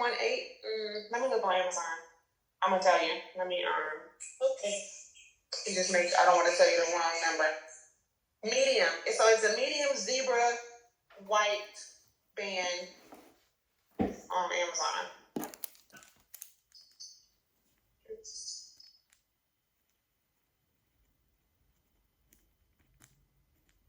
So when shaping, here's a trick. You want your product to be lined up with the base of the nail. Like you want it to be even. You don't want product coming on the outside. You want it to be completely even with your client's nail bed. So you want it to be straight down. So you can take your file and kind of press upward to kind of get it in the nail plate area that you want it to be in. Because we don't want bubble looking nails. We want nails that look like they're our clients and they look natural. Does that make sense? Mm-hmm. Make sure the sidewall is aligned with your client's sidewall of their natural finger. Yes, Sharon has bubbles over here. Thank you. That's okay. We can file them. You can just shape them up a little bit. Press a little bit into it, then kind of roll the file upward to kind of press the product back over the sidewall area.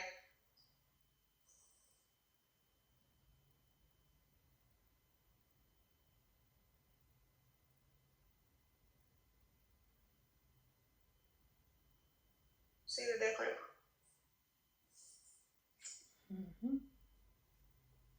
Let me see that here. So I haven't filed this in yet. You see the difference in the crispness, the shaping? Mm-hmm. Yeah, it looks more natural. We don't want this. We don't want her to walk out like this. We still want to shape them up, even if they're just getting a top coat.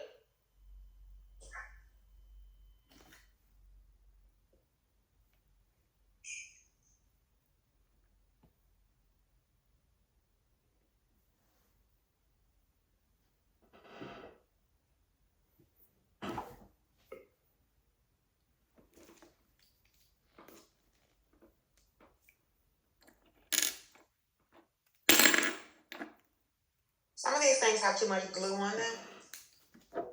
Excuse me. And you can hear it on your client's nail when you start. You don't want to keep using that because it's not going to smooth out like you want it to.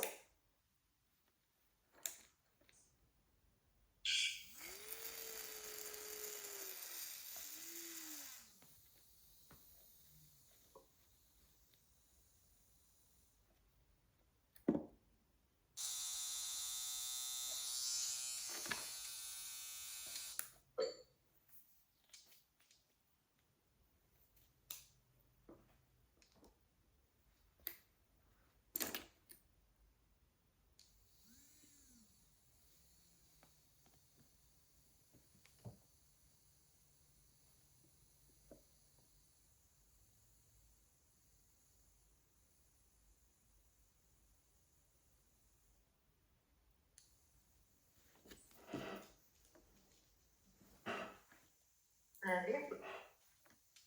I need to stop yet.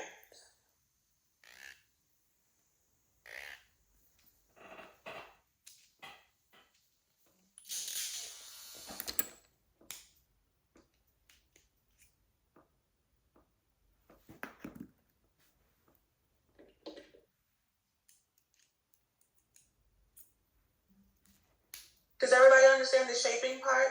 Mm-hmm. Yes. Awesome.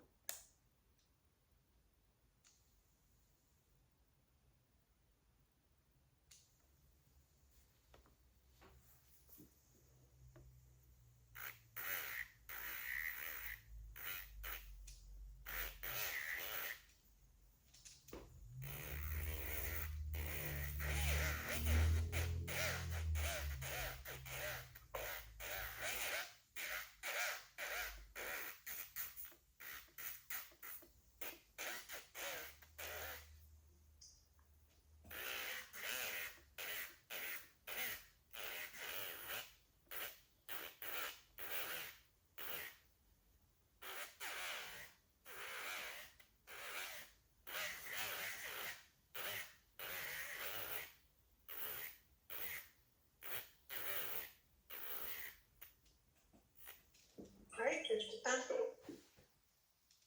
Alright, how's everybody doing over there? Mm-hmm.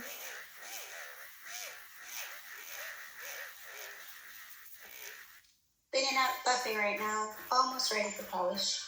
Awesome.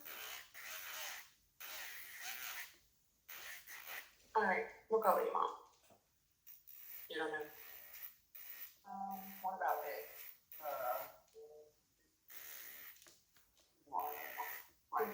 One, two. Second one to the right. So Got structured gel, but I got a gel that color.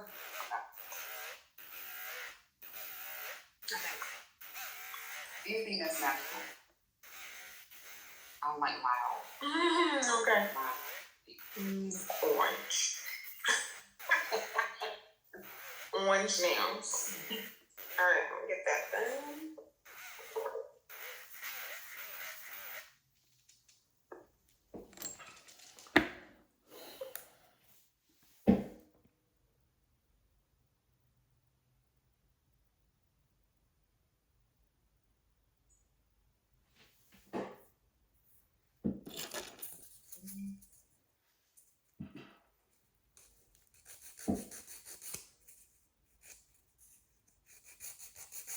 Alright.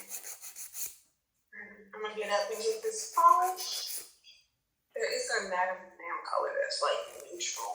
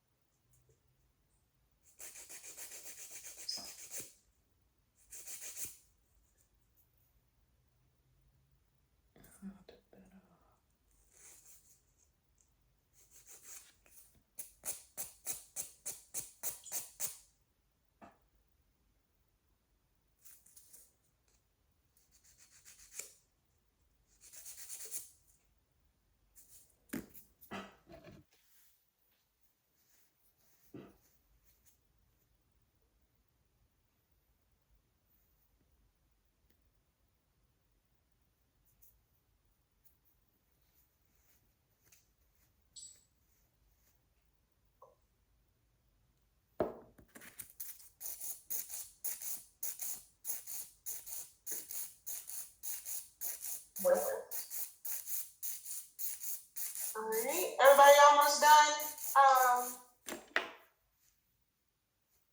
Sanding, banding? Yep. Alright.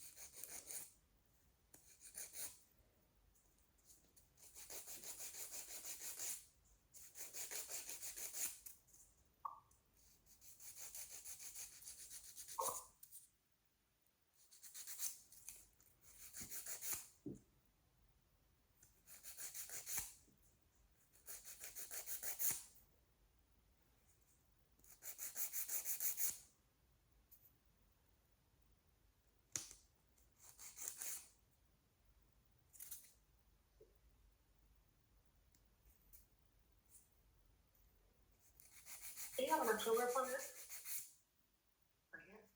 Yeah. Yeah? Oh, okay.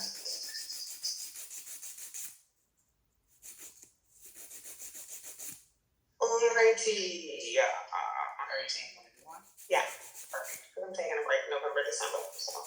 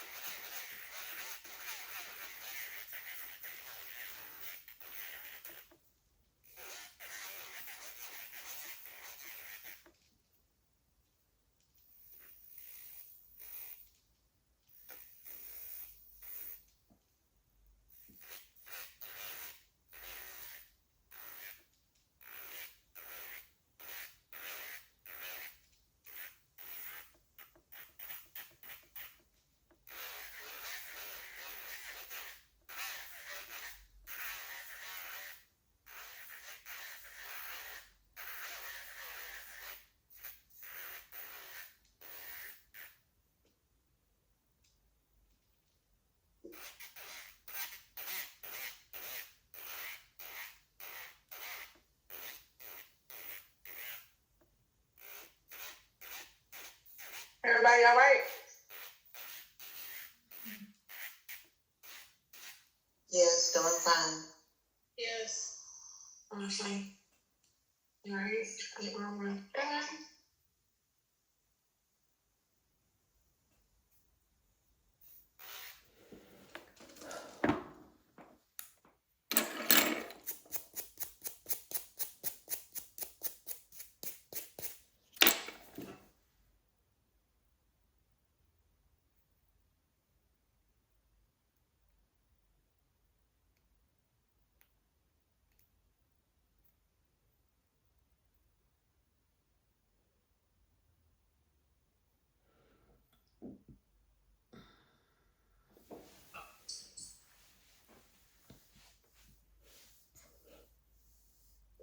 All right. Standing is done. We're gonna take our cleanup brush. Again with some acetone.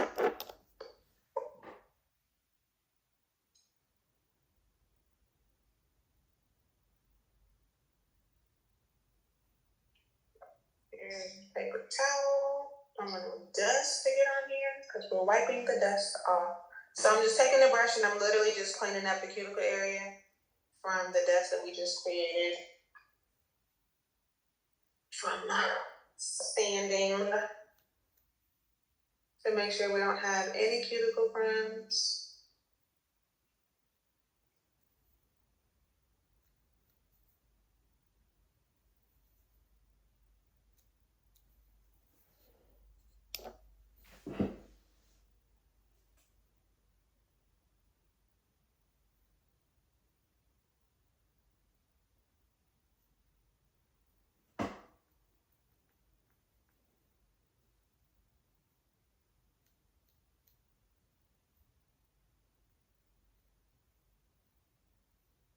All right.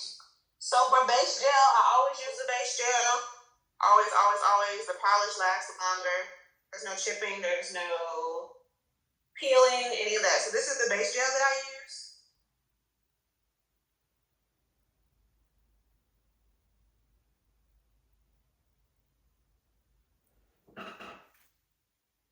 Can you guys see that bottom? What is it? I love that brand. What's the name of it? This base gel is literally everything. Yes. What's the name of it? The company. Neo base gel Neo based. As in it. is Yeah. Zimmy. Yeah. I-Z-M-I.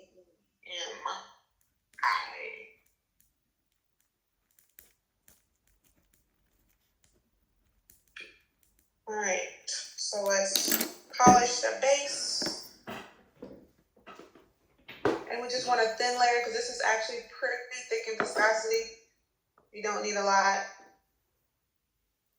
And we're gonna press it as closest to the cuticle as we can. A good way to do base gel to get to the cuticles is you want to put it in front of the brush and push that product close, slow into the cuticle area. So that way you're not pressing your physical brush into the cuticle area. Make sure you get those sidewalls.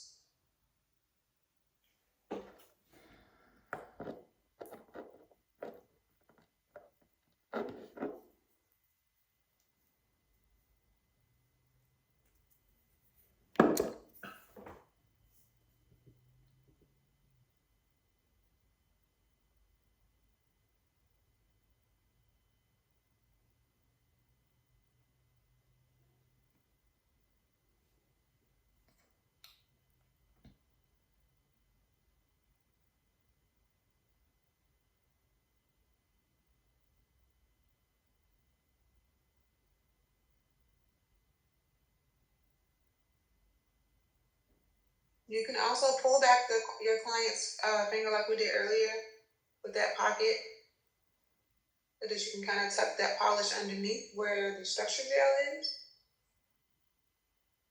to give it that seamless look when you're completely done.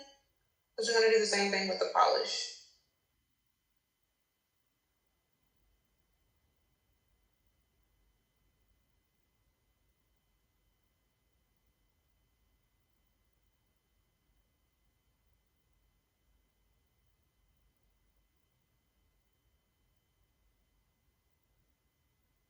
This also adding a base gel takes away like that after we've sanded, takes away that ridgy look.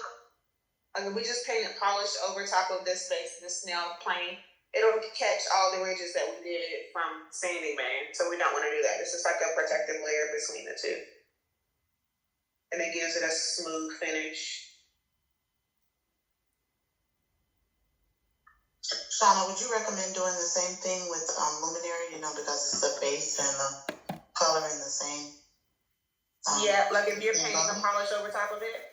Yes. Yes, same thing. Oh, okay.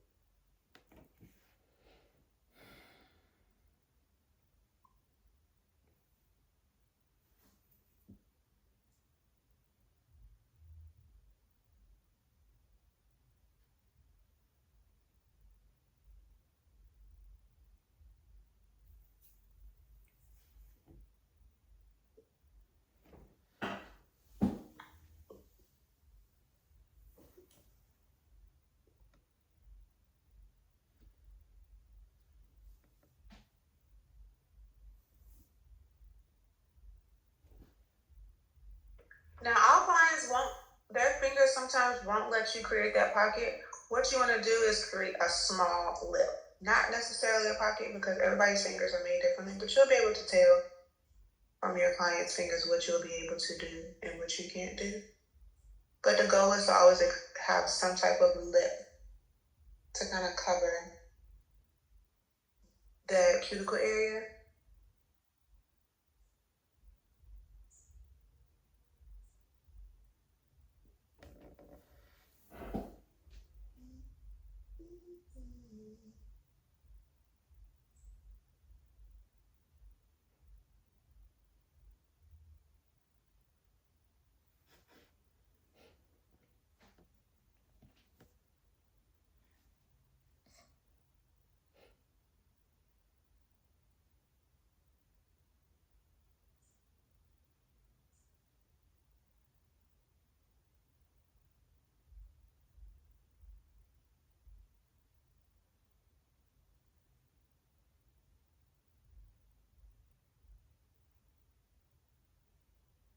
All right, everybody got their base coat down? Mm-hmm.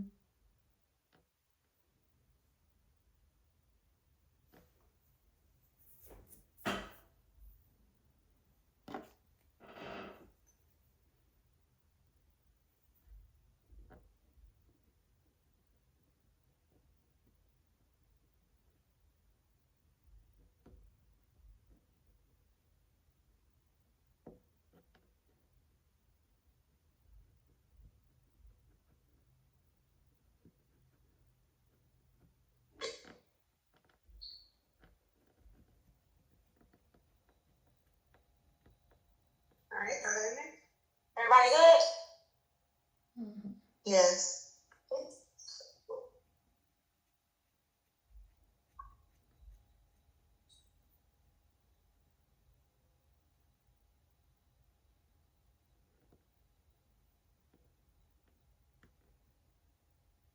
All right, so we're gonna use a Madam Glam nude.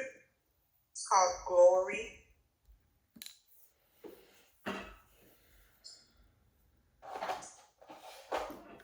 If you have not used Madam Glam polishes before, they are very much pigmented. They have some really good shades, like lots of shades. And there's a discount code in my Instagram bio if you want to try it out. So when we're polishing, we just want it to be, we're going to do the same methods we've been doing with the hold the finger back, make sure you put it into the pocket.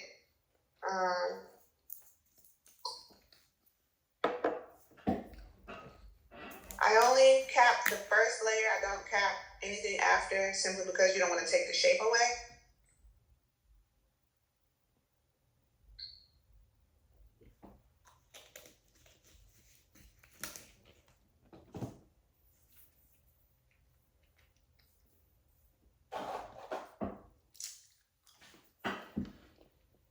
Sean, I missed what you said about taking the shape away. Can you say that again? Sure. So I only cap the free edge on the first layer Oh, of okay. polish, because you don't want to take the shape from what we just did filing it. But we also don't want the polish to chip. So just lightly dust the edge. Dust the edge of the polish. I'm only dusting it because this is a light color. If I was doing like a vibrant color like red or blue, black, I won't cap the free edge. It'll just be bare. Does that make sense? Because then you're really going to change the shape. Oh, okay. Thank you. But you're welcome. Since this is a nude, you're not going to be able to tell too much, and it's like not thick at all. But most times I don't cap the free edge because I don't do too many nudes. Like as far as like polish.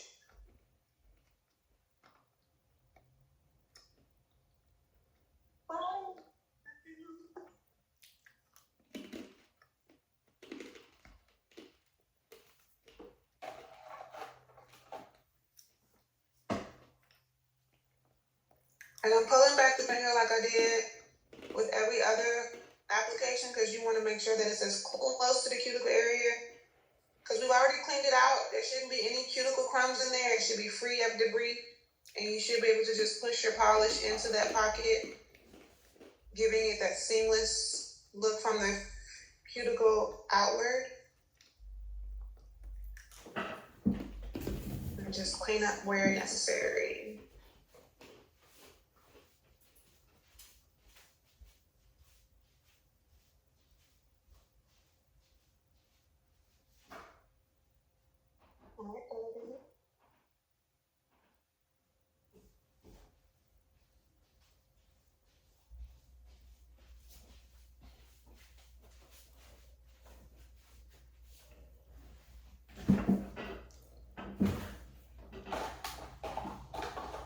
Also in the Slack, you can direct message anybody. Like if you want to talk to me directly, you can just message me on there.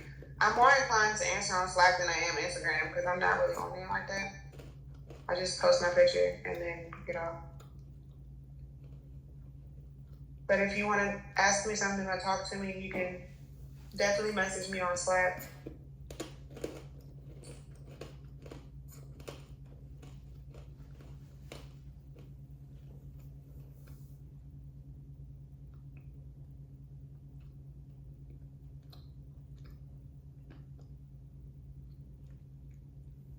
How's the polishing going?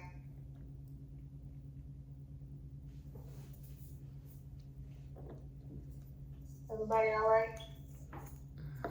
Going good. All right. Ty, how we doing? I'm okay so far. We'll see. Okay, sounds good.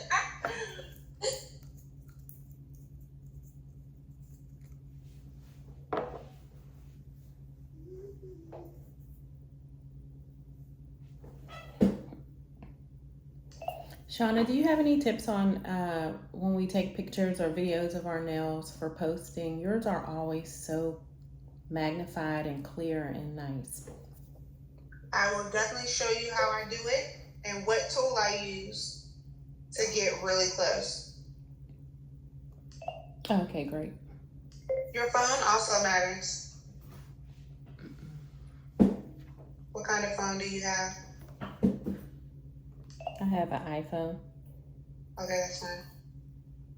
Does anybody on here have a Samsung? Because listen. Yes, Sharon. Sharon, come on now. And watch yourself. I got one too. Wait a minute. What are y'all doing with these Samsungs? Hello. Jesus. Samsung is not it, guys. I need you to come over to the dark side.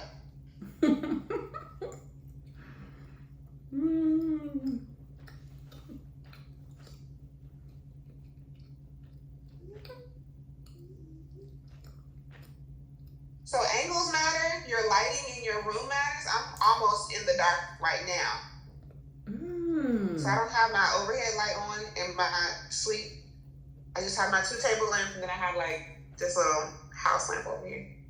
But I turn all the lights off except the one directly over my table.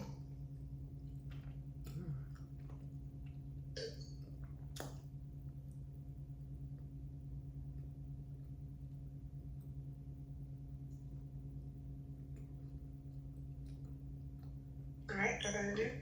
I'm gonna get you one.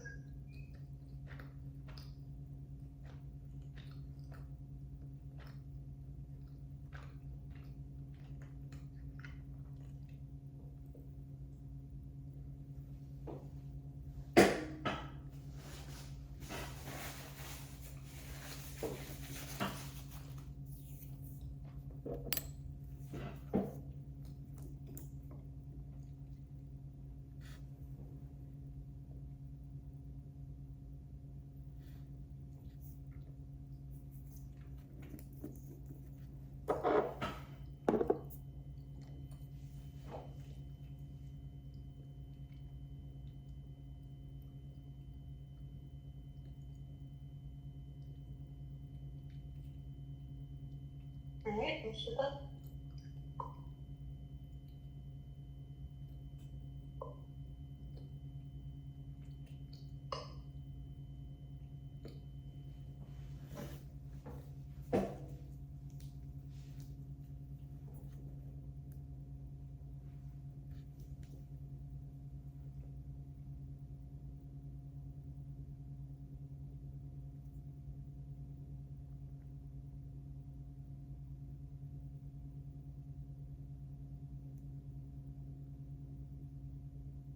You can also use your liner brush too.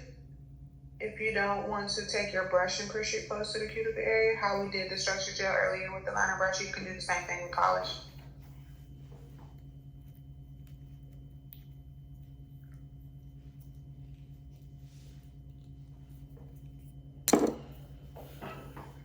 Alright.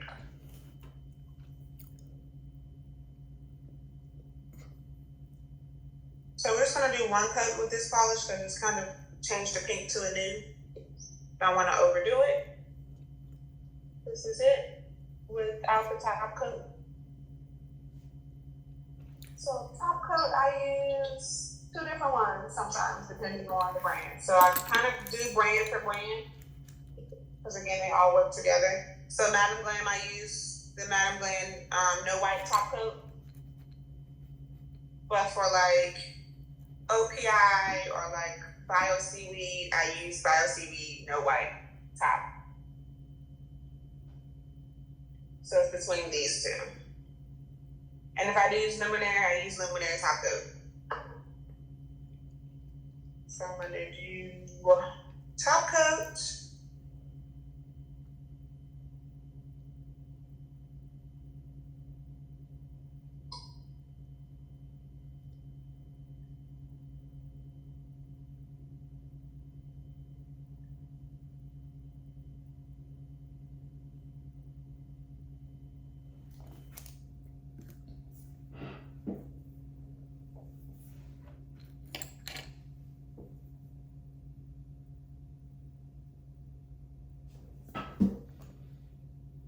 Your second top coat, you said, did you say Bio Seaweed? Mm-hmm. Oh. I think it's a Canadian company. They have a really good base gel too. Okay.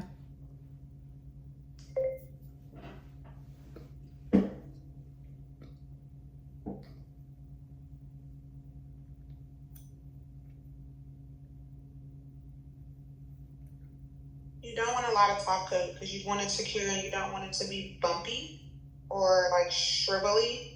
You know how you put too much gel and it doesn't cure all the way and then it gets wavy? We don't want that.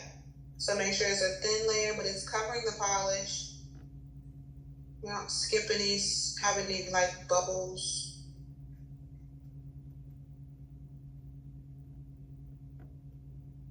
You can use your line of light to check if you missed a spot.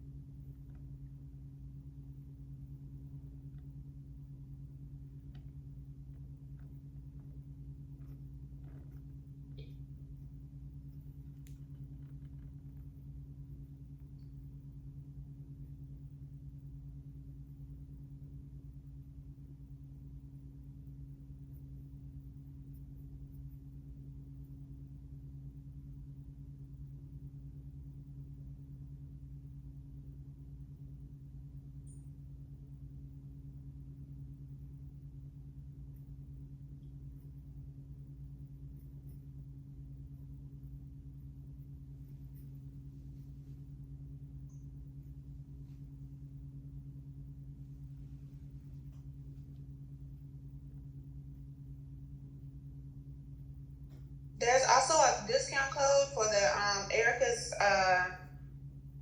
diamond bits. It's on that paper that I emailed to you guys. I think the code is like PMB10. So be sure to use that code when you check out for the diamond bits to get 10% off. That's not my code, it's my girlfriend's code. So that kind of helps her.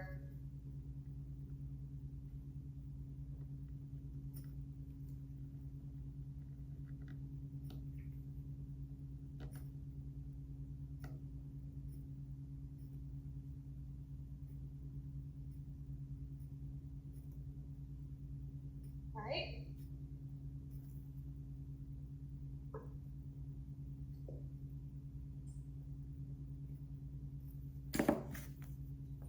Any questions, comments, concerns?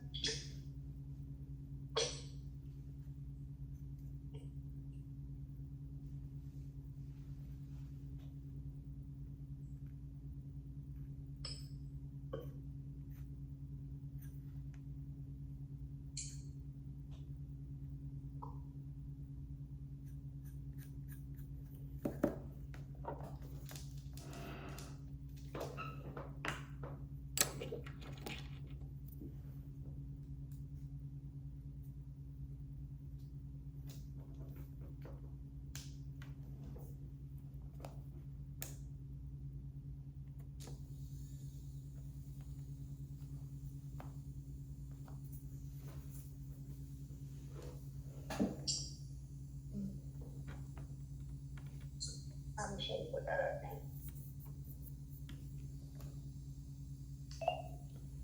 there. Shauna, I was wondering about removal. Is it just like, do you have any special way you would remove the product if the client wanted it off? Or So yeah, the same way you would take off like your gel regular polish, you would file it down, like take the bulk of it out, and then just soak it off with acetone and aluminum foil and cotton ball. Same method. oh, okay. Yep. So I know you said you encouraged the client to keep the same color. Has anyone ever tried to say, well, I want a different color, so you charge to soak it off? Nope. Or just no? I don't let them change color. Okay. It's like, this is the color you're going to live and die by. So Okay. pick the color that you like. We can paint over it. So once I tell them they can paint over it, it's like, okay, that's fine, because I don't have to necessarily keep this color. Mm-hmm. I can polish over it. I have spent a lot of money on polish, so I'm going to need them to use it. Right. Okay, thanks. Yeah.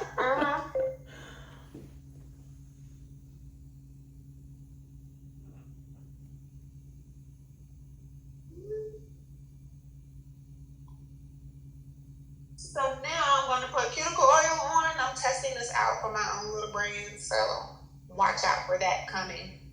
Maybe. I don't know. The way my brain is set up. So I just take the cuticle oil and I put it on the brush like this. Dab off the excess. And I just put it on the cuticle area like this and bring it down. And I bring it back off the finger. We don't want cuticle oil on our nails. It's gonna smear it and it's gonna make it look weird, and then we can't get a good picture. But we also don't want ashy fingers. So we don't want to put cuticle oil all in the cuticle area because that look crazy. And to me, it just looks like you're trying to hide something. So let's just make sure that the cuticle area is dry from oil. And we're just putting it here.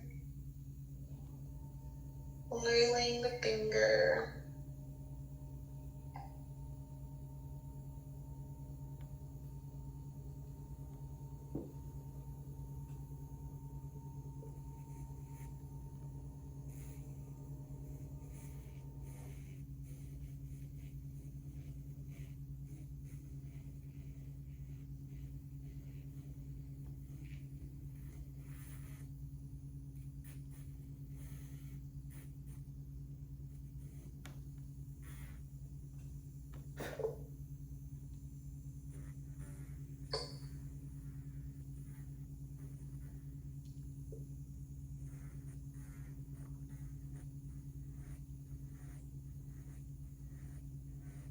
Okay, so for my pictures,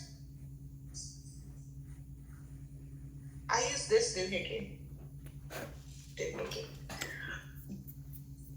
Where is I got it off Amazon. It comes in this little case. Okay. Oh, I can see. Oh, what was that again? Let me see. And it has like 2 different lenses. Oh. What's the name of it again? I missed it.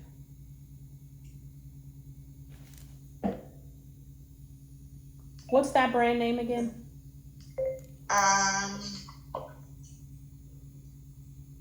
Oh, I got it. XENVO. If you search in Amazon magnifying lens, this should pop up.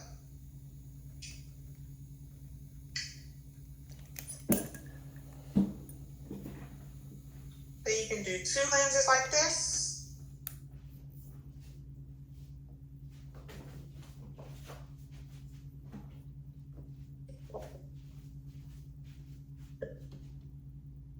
And the thing about this on an iPhone, sorry.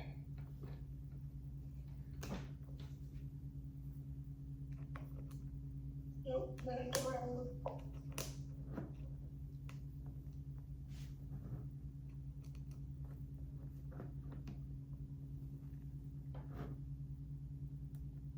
So it kind of zooms in with this lens, but I don't normally use both of them like this. I normally just use the small one. So let me show you what that visual looks like. I normally just use this small one.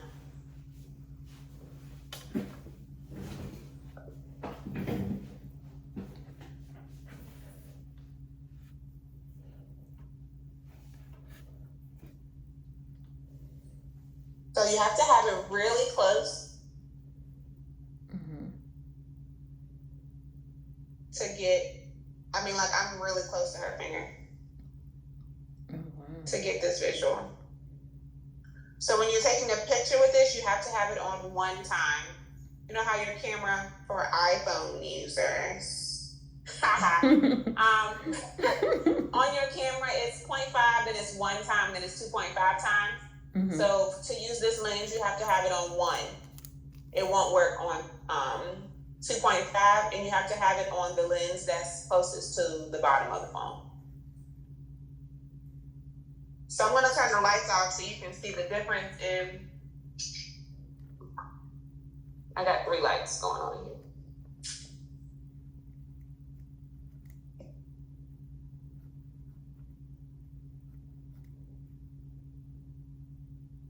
Oh, okay. Norma, does this help show you? Yes, it helps a lot. Thank you so much, because you don't even know what I was doing over here, trying to make my pictures look like yours. Maybe I should do a workshop on pictures, because it's easier to like show you like in person how that works. But that is literally let me turn my phone around. That is the end of the class, everyone. Does anybody have any follow-up questions, concerns, anything? One more time. You said. Thank you for your time. Yeah, thank you. Your expertise to us. I really appreciate it. Me too. You're welcome. Still obsessed with you, but you know, I love it. Thank you. I appreciate it. Get ready to take it off mute. Yeah. And Shauna, what was that again? One more time. You said you have your iPhone on 1 point or So on it's 1 time. So on One your time. when you do your camera, your photo, it says 0.5x and then 1x and then 2.5x. Yeah. Keep it on 1x and then get really close to your client's hand and then focus. So like tap your screen to focus on the nail. Okay. Got it. Thanks. You're welcome. Shauna, this class was amazing. So much. Thank you. You're welcome. I can't believe you said you did this a year ago. I'm thinking you're about to say, I've been doing this for 5-10 years. I've been doing nails for 10 years. I just started doing structured gel. Right. Well, that gives me confidence. Yes, you can learn. It'll be great. Okay. Any other questions, guys? Be sure to join the Black Nail Tech Collective. I'm not sure which side y'all are looking at me on because I'm on my phone and then there's a computer right here. Oh, I see. Either way, be sure to join the Black Nail Tech Collective. There's ladies in there from all across the country. And it's just a good way to vent to other people that understand your struggle. You got a question about some products you want to test out, or you're thinking about switching products. Somebody in there has used it before. Someone will respond to you. You can, meet other people. It's just a good space. I'm trying to build it out. I'm slow rolling it. So my goal is to have a conference within the next 5 years to bring out all of the licensed nail techs together to, build community and have a positive creative space, all those things. So I appreciate all of y'all for trusting in me and paying me to take a class with me. I appreciate it. It means a lot. I still learn new things all the time. So I appreciate all of y'all. Thank you. Thank you. This was great. Thank you. Oh, I also want to ask the ladies who are from Georgia. What part of Georgia are you guys from? I'm in McDonough. McDonough? Oh, okay. I'm in Covington. That's Tiffany? That's fine. Yeah. Oh, okay. I'm in Columbus, That's near far. Fort Benning, or Fort Moore. actually. That's far. Thank you. Yeah. Would it be possible for us to get everyone's handle name, Instagram, and email and stuff? Get Yeah. in touch. Drop it in the chat if you guys can put it in the chat. I'll make a separate. If you just want us to have a group, I can make a Slack channel just for us. Okay. If you just want to commence just us talking, that's fine. I can do that now.